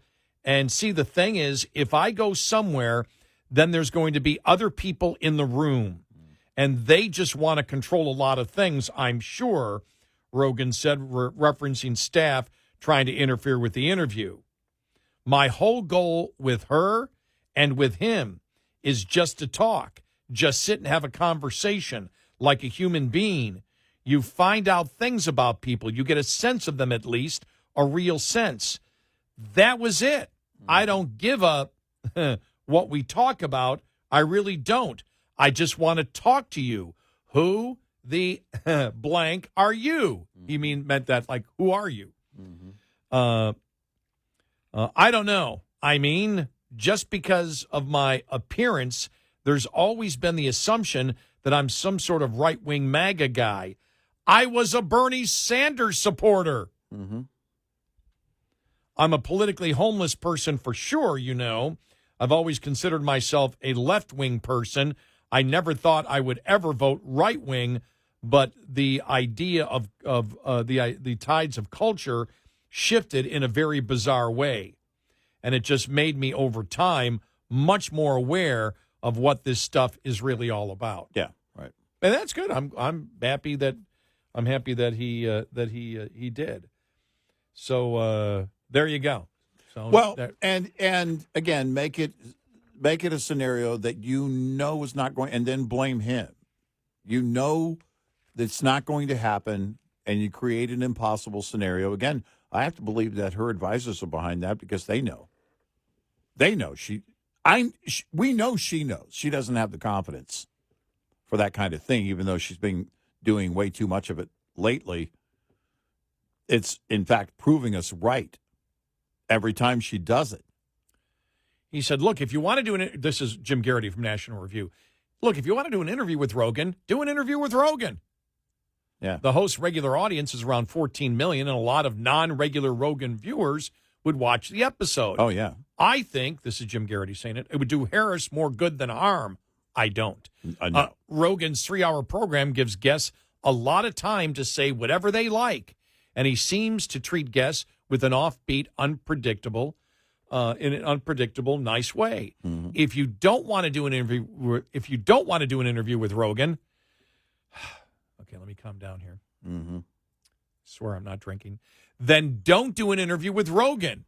But then don't reach out in the first place or place a lot of conditions on the interview. Right. Just come out and say that. Hang on, my window just closed on me. But don't reach out in the first place or place a lot of conditions on the interview. Just come out and say that Harris doesn't have the time to do a 3-hour live interview right. with less than a week until Election Day. Right. But to reach out about doing the show and then never agree to terms, well, that's just about the worst of all possible worlds for Harris, Right. which it is. Yep. I agree with that. Yep. But it is, if their internal polls are right, and it seems like both campaigns believe the internal polls are right, because as you've seen, she's a lot more places than she's been before during the campaign over the last 2 weeks. Yeah. And that's where you really saw the polls all starting to shift. Right. And so she knows it. Well, if you are saying I need to reach men, the last thing to do, if you're trying to reach men, the last thing to do is say, hey, let's have AOC play a Madden football game with Tim Walz. Oh, my gosh. Where Walz doesn't know what a pick six is. And he's a former football coach leading a team to great heights. By the way, I was wrong the other day when I said at the end, she stood up and yelled, "Go Sports." Actually, that was Tim Walz that did. Well, but if you want to reach men and the polls are showing you're not, and you believe that you're going to lose, which is why you believe the chances are much greater that you're going to lose than it was 2 weeks ago, because the polls have moved in one direction, because we know your behavior indicates that that you believe there's a greater chance of you losing now. Well, then there's no other place where you possibly could reach. Because if the regular audience is around 14 million, this goes on YouTube. Oh, my God, Kamala Harris, you have the potential to possibly reach, because I believe it's up to 60 or 70 million now for Trump. Yeah, but you have the possibility because you haven't done any interviews. Right. You could pull in between 50 and 100 million people, a significant portion of men who you can't reach, and you can do it in an interview that is quite mellow, right? Yep. With Rogan, if you know Rogan. No, Rogan is not going to come at her. Now, there will be questions, I think, that he's going to have. Hey, look, you've been accused of, or this has happened, and your party has been responsible for, I think he would ask some serious questions along the way. But you can see the way that he has treated his guests over the years. And I don't have any reason to believe he would be on full attack mode with Kamala Harris sitting across from him. But that's actually the problem, and the campaign knows it. If she has to give long answers or in a 3-hour interview, long form anything, she can't do it, even if it's the most friendliest thing. Yeah, she can't do it. 866-90 Red Eye. Get in touch with Red Eye Radio, toll free at 866-90 Red Eye.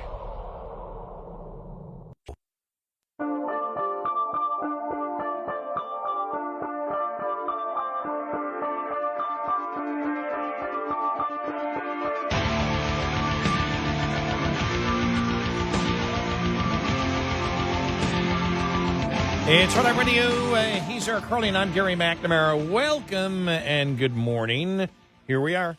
Halloween. Yeah. Can't believe it. Happy Halloween. I was a day behind. When you said Happy Halloween earlier, I went, huh? I thought it was tomorrow. I'm like, oh, no. No, here we are. Tomorrow's November 1st. Yeah, here we are. We'll take a look at some of the polls here. This op-ed piece, really interesting. Actually, editorial piece. Older white voters are ditching Harris. It's actually been some of the stronghold of Democrats have been older voters. Wow. Yeah. So old white people for Kamala didn't happen, or white dudes for Kamala. What was that? Old white dudes. Old white dudes for Kamala. That didn't happen, huh? Look, I think there's a couple of things here, or there are a number of things going on. But she's a horrible candidate. But I also have to wonder about the sensibilities of the voter changing as a result of the overreaction to COVID. We can get into more of that, but the polls are looking very interesting right now.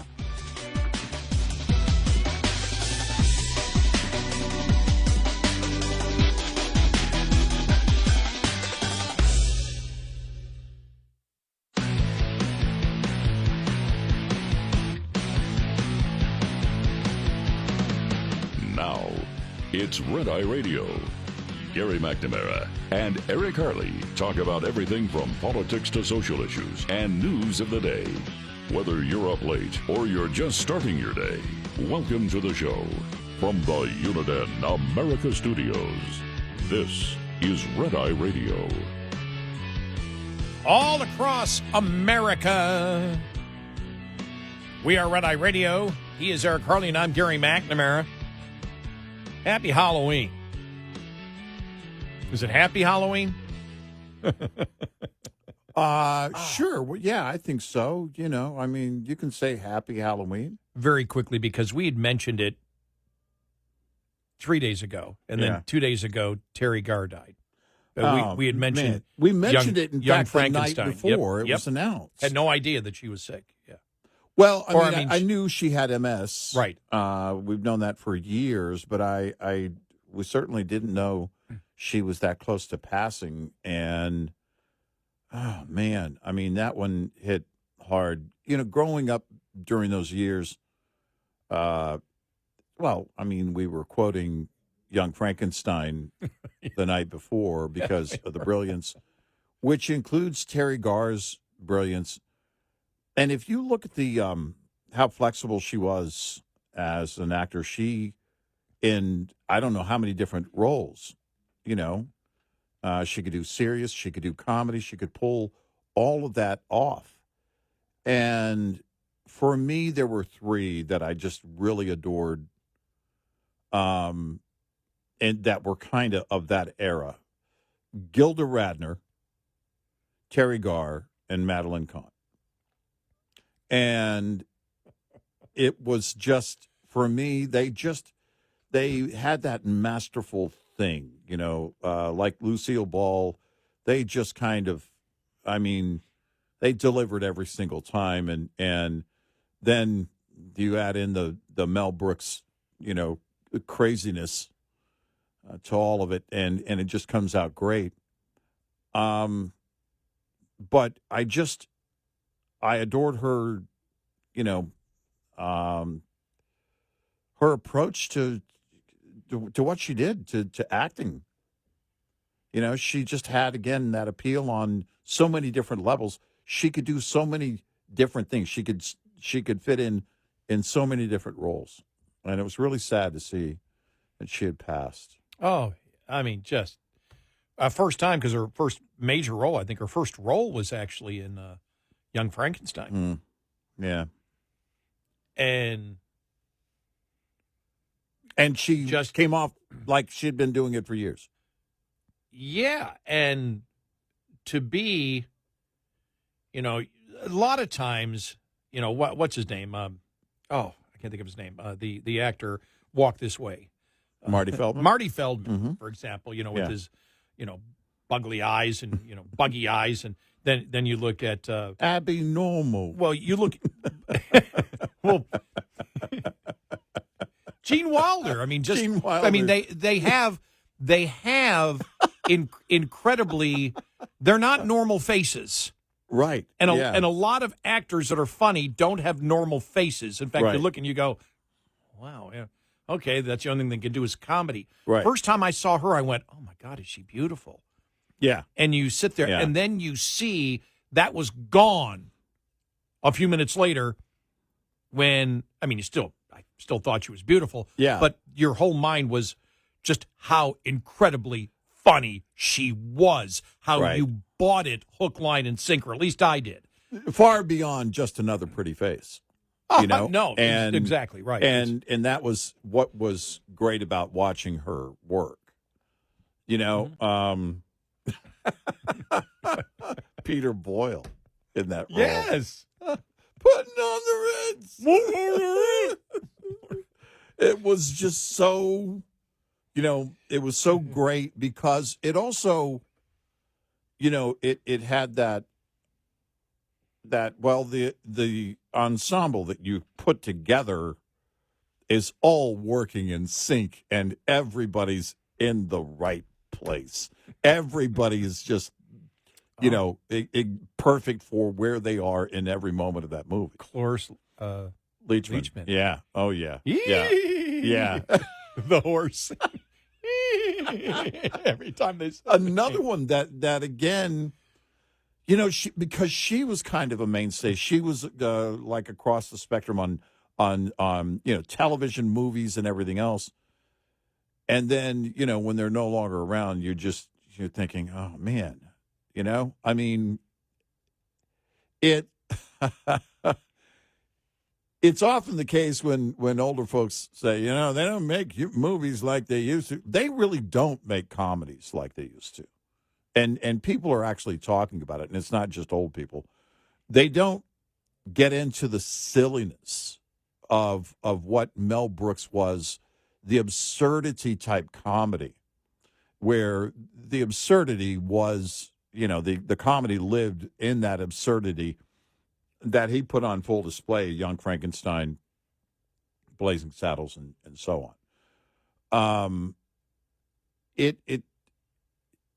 It's a shame because comedy is so great when you can when you can laugh like that and then over and over again watch something, and it brings a laugh every time, becomes a classic almost instantly, and it brings a laugh every time. What it does to the psychology of the audience, you're just, it's totally disarming, and brings everybody to that same point of laughter. It really, it's missing right now out of Hollywood in a big way, because everybody, and Vince Vaughn was on Hot Ones, where they eat all the hot chicken wing sauce and everything else. And by the way, he never broke a sweat. He never broke a sweat on that. I don't know how he pulled that off, but he was talking about how Wait a minute. Hold it. Mm-hmm. I'm from Buffalo, and I don't know this show exists. What is Hot Ones? Yeah, on YouTube. Yeah, Hot Ones. Just search. Yeah, First We Feast is the channel, and then Hot Ones is a great interview segment. I'm sorry. Not all the guests appeal to me, but Vince Vaughn was. Yeah, I'm sorry, interrupted masterful. you, but it was I'm from Buffalo. There's a show on wings, and I don't know about it. Yeah, buffalo wing sauce wouldn't even make it to the show. Yeah, no, we're talking through the roof kind of stuff. The absurd kind of, no one would actually ever eat this on purpose kind of hot sauce. But he was talking. Vince Vaughn talked about how Hollywood, they just got into this mode where, well, nobody wants to get fired, so they approve the stuff that they think is going to help them keep their job over and over again. And, he's hoping that is changing somewhat. He didn't go into great detail on that. But when you don't have, because that absurdity is really where we all just laugh and just everybody comes down to the same level, and is really, so much washes away with that laughter. That's what I love about stand-up. That's what I love about comedy in general. And it just has that when you think about being able to render a laughter, watching a room laugh, watching everybody with that same reaction, positive reaction, is an amazing thing. It's you think about, what is it in our brain? What is, because we laugh and it's almost involuntary. It's almost, boom, it just happens.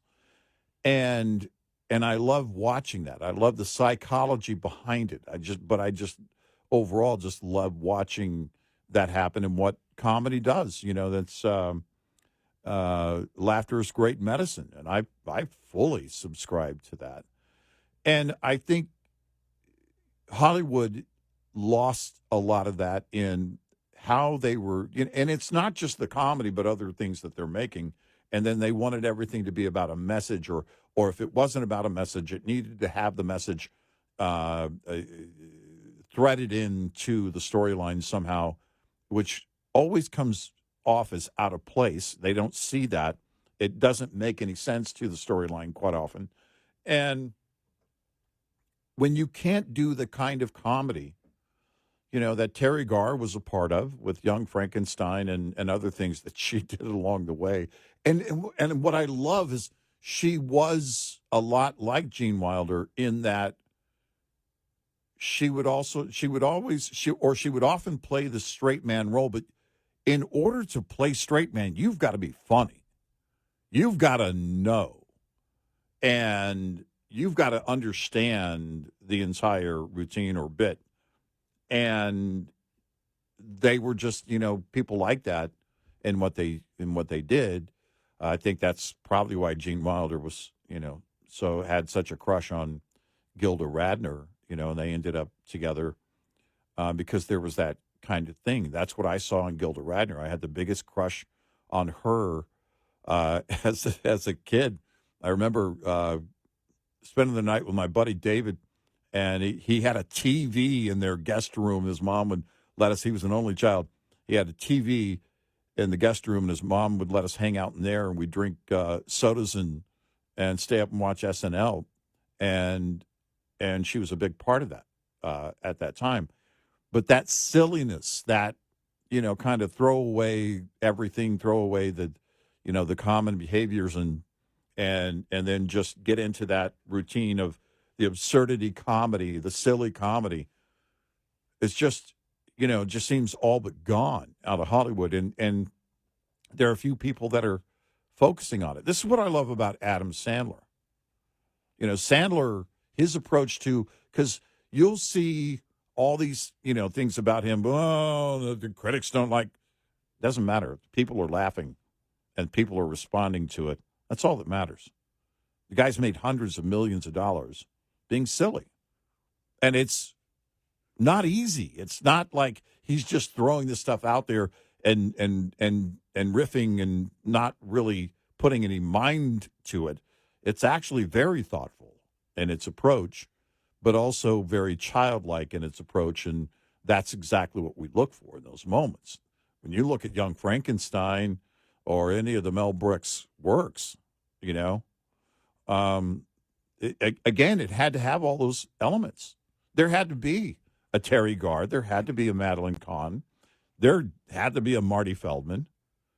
This all of those elements had to be in place for that to happen.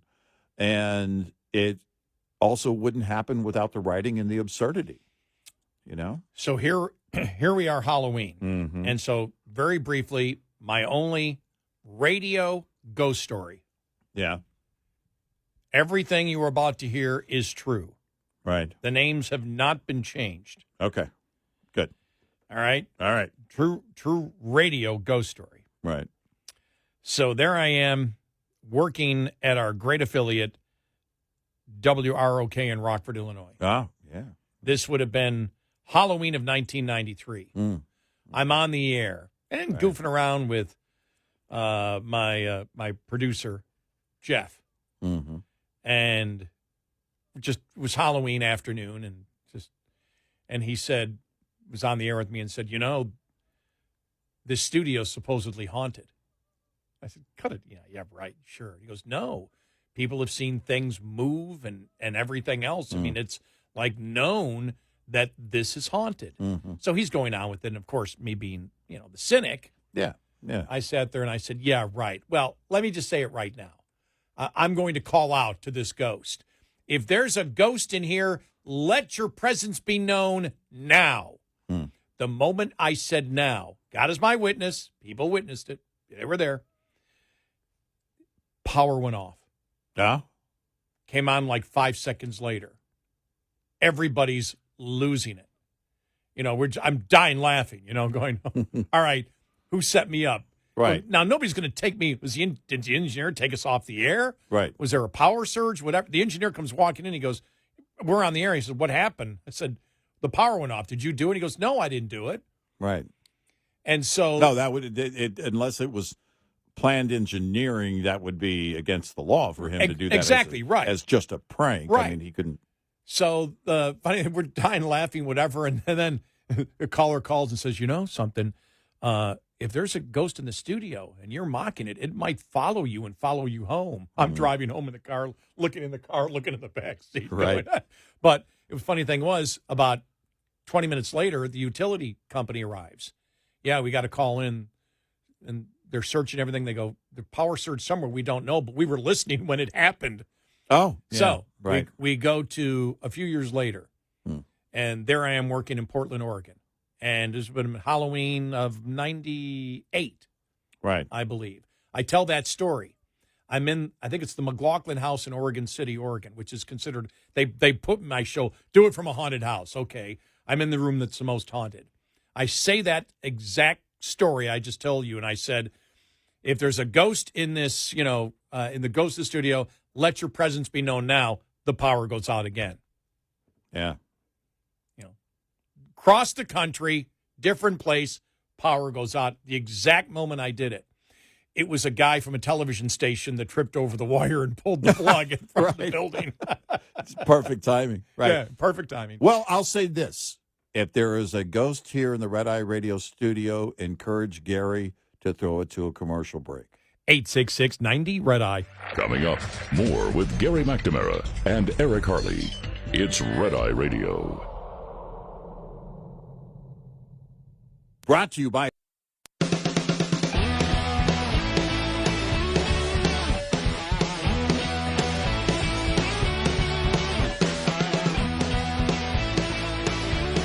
It's Red Eye Radio. He's Eric Harley, and I'm Gary McNamara. All right, with the election on Tuesday, where are the demographics? Where are they headed? This in the Wall Street Journal editorial writer wrote this: older white voters are ditching Harris.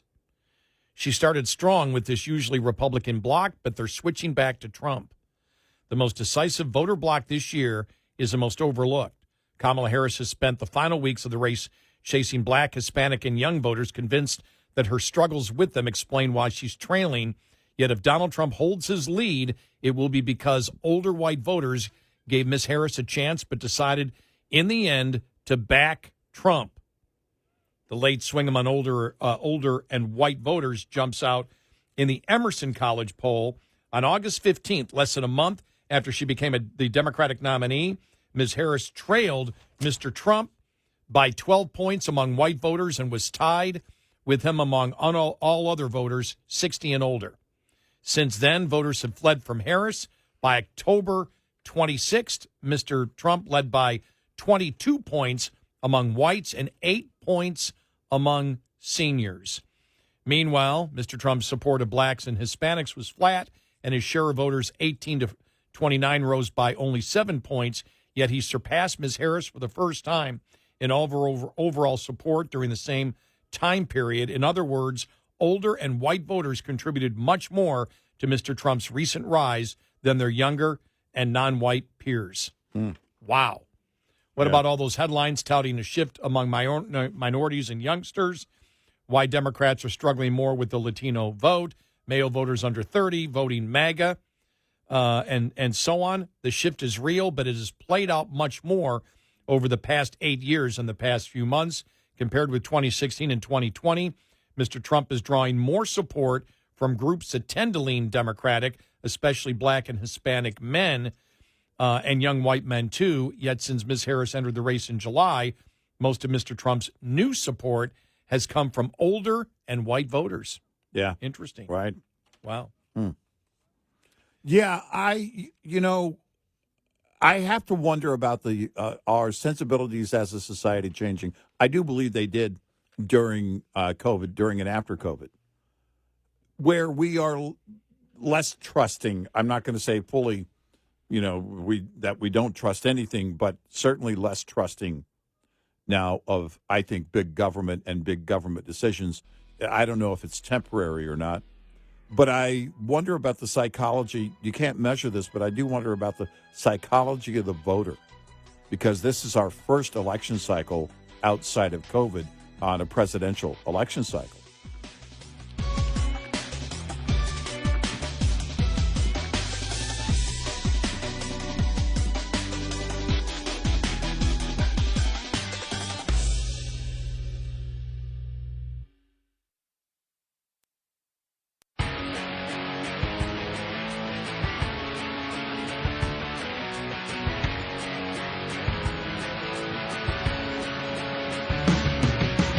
You're listening to Red Eye Radio from the Uniden America Studios.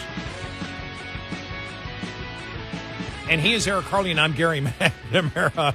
Download our Red Eye Radio app today, and you can listen when and where you decide to. I'm sorry, but just going through social media, just almost every video is Trump in the garbage man's outfit. Yeah. But I just found this article on realclearpolitics.com a few minutes ago and scanned through it really quick. But it's something that we have to bring up because it's something that we've talked about before. And I've talked about when, for example, I meet somebody who believes that Trump colluded with the Russians still in 2016. And I tell them, no, actually, he didn't. He was set up by the Hillary campaign. The Democrats created that. Yeah. And then lied about it. And remember, we've talked about how they look at you and their eyes glass over? Yep.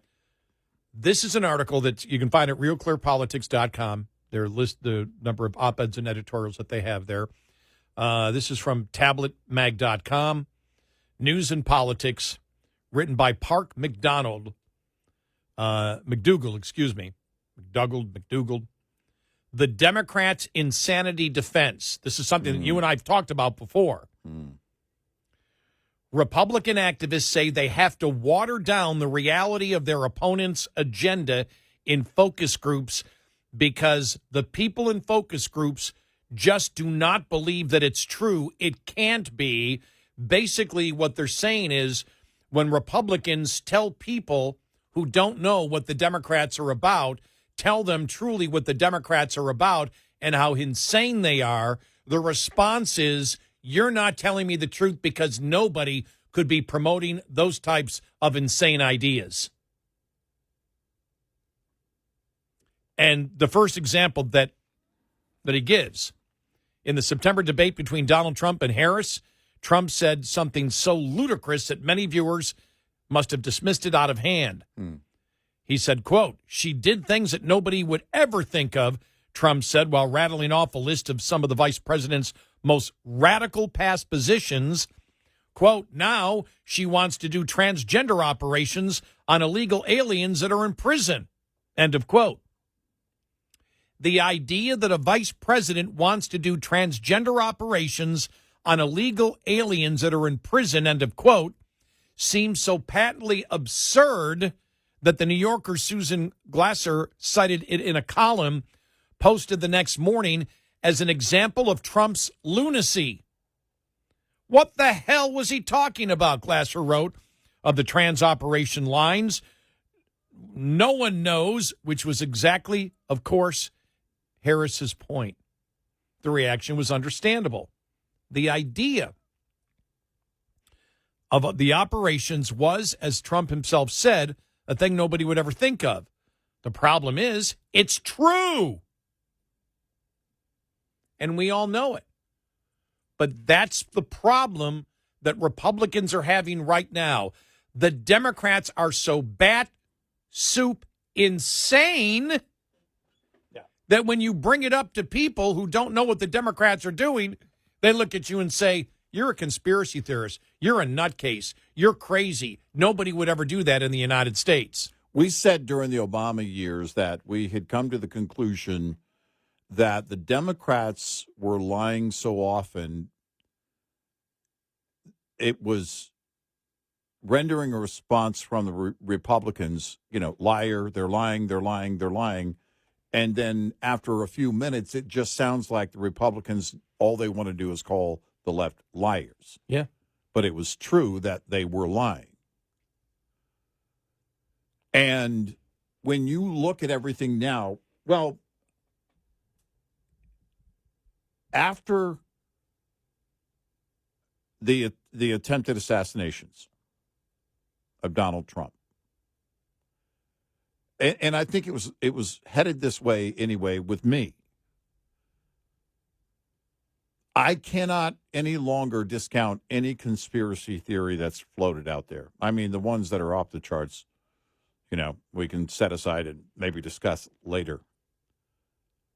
But when you spell out, as you point out, the entire Russian hoax and how it came to be, and people's eyes glaze over and they think you're lying. Well, the simple thing of under my plan of cap and trade, electricity rates will necessarily skyrocket. We got pushback on that. He never said that. He never said that. And we had to, bring up the audio again of him saying that to the San Francisco Chronicle. And it was, and now we're at the point of, well, you do so many crazy things. Bringing up James Comey and sending and the fact that he admitted to sending agents to the White House, the incoming Trump administration, that they were basically so unprepared, newbies basically, they didn't know they were supposed to send us defer over to the White House counsel, and we didn't care. They sent, including Peter Strzok, two top agents to talk to Michael Flynn. if you tell people that now and tell people that Comey actually admitted that, they will look at you like you're crazy. They use the whole Russia collusion thing in here as an example. But before we get to that, they said how to explain, for instance, that elected Democrats from the Biden White House on down support not only taxpayer-funded sex changes for prisoners and illegal aliens, but policies that allow schools to socially transition children without informing their parents.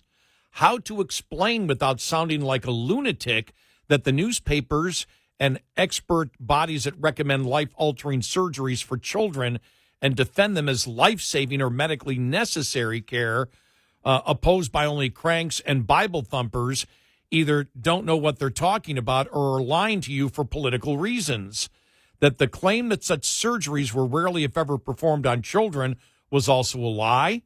Then when President Biden, the kindly old moderate, directed his Department of Health and Human Services to address the barriers keeping children from accessing gender medicine, what he was describing was a policy that would see members of his own administration pressuring medical agencies to allow procedures such as breast and penis removal to be performed on young children, despite the lack of any proof that these measures contribute to greater mental or physical health.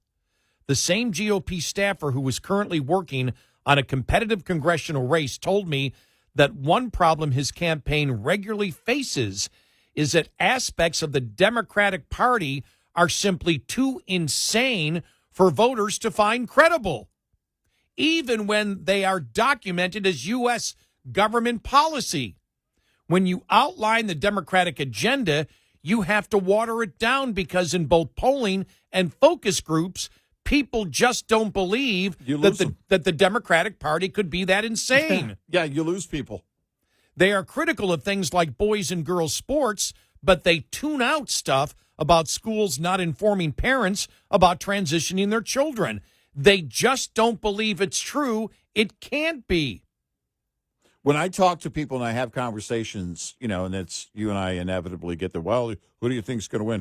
What do you think's going on with this thing? And then we start breaking that, and I start breaking out things, and I hear it myself because I'm kind of silently tapping myself on the shoulder, going, "Dude, you sound like a paranoid old man." And it's all the stuff that I'm telling them is true, and it's documented, and I can tell them where to go to find the documentation.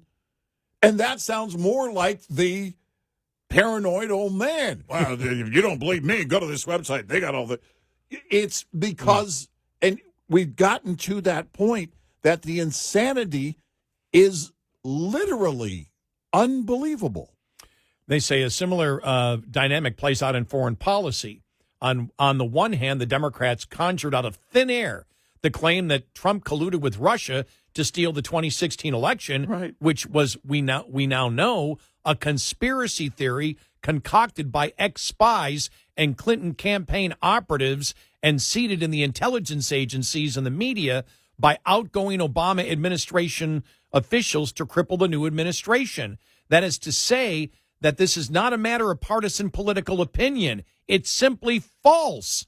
Yet, as late as the end of 2022, nearly half of U.S. voters and the majority of Democrats still believed Trump was elected in 2016 due to Russia interference and that the hoax remains a mainstay of Democratic rhetoric. Yeah. It even played a major role in the 2020 election, providing the predicate for the Biden administration, or excuse me, the Biden campaign, to collude with tech companies and retired spooks to censor reporting about Hunter Biden's foreign influence peddling schemes, which turned out to be entirely true. Yeah. However, the same thing going on, you will look in vain for coverage of the Biden-Harris administration's disturbingly close relationship with the Islamic Republic of Iran, an authoritarian and explicitly anti-American regime currently waging a multi-front war against Israel. Like the Obama administration, of which it is a continuation, the Biden-Harris administration has attempted to realign the United States away from Israel and other traditional allies and towards a revisionist Islamic bloc led by Iran, also including Qatar, the Muslim Brotherhood, and various Palestinian radical groups. This orientation is reflected at the level of policy, including non-enforcement of Iranian oil sanctions, flooding Hamas with Hezbollah with cash through cutouts, and since October 7th, the relentless undermining of Israel's war with Iran and its proxies, as well as at the level of personnel. And just goes through that and said, people look at that and they go, well, there's no way we're enabling Iran. Right. There's no way we're funding, no way we're enabling the funding of Iran so they can attack United States interests in Israel. People don't believe it. Right. It's true, but they don't believe it. They really don't. And think about how wonkish you have to be. How wonkish you have to be to follow all of this. The Russian collusion thing will take you down a rabbit hole. If you've been following from the beginning like we have, it'll take you down a rabbit hole that will make you exhausted. These are all demonstrable matters of fact, yet many Americans still have trouble accepting them because the underlying predicate that our country is purposely allied with a terrorist-sponsoring, American-hating theocracy in pursuit of nuclear weapons, which it has already promised to use to wipe out America's most powerful regional client, Israel, off the map, seem too insane to believe. Yeah. But it's true. Yep. Why would Barack Obama have put this into motion, and why would everyone else let this happen? There are plenty of conceivable answers to these questions, of course, but you can't get at any of them if the underlying reality is too insane to accept. Think about it. So that's where we are. The Democrats in reality are so insane on the issues. Yeah. That a significant portion of the American public, if you tell them what's going on, say, you're the one that's insane. No American would ever do that. Right. And they are. They are. Wow. Yeah, no, it all has to be tempered as you're laying it all out for anybody who's not aware.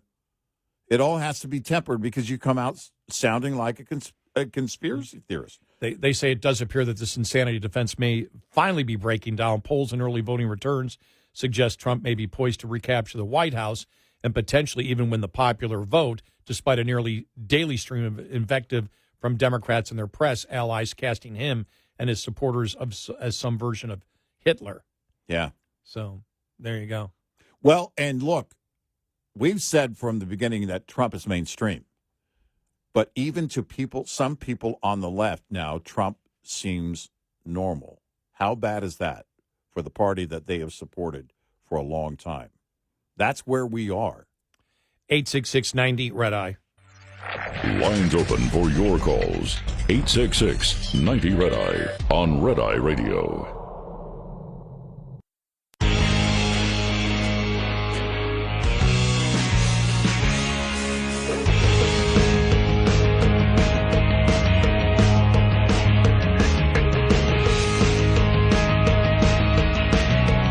It's Red Eye Radio.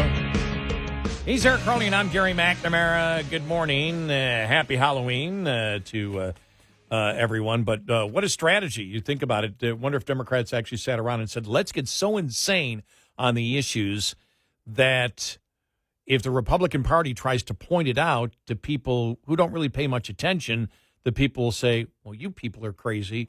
No Democrat would ever do that. It's like, yeah, we did. But well, no, I mean, I honestly believe that is a strategy, and it's just like during the Obama years when you lie so often, the other side is just the only thing that can get out of their mouth is liar, liar, liar, liar, liar. And you have them in that mode while you keep telling your lies. And for the insanity, yeah, go ahead, try and explain to anybody that doesn't know this what the left is doing. They'll think you're crazy.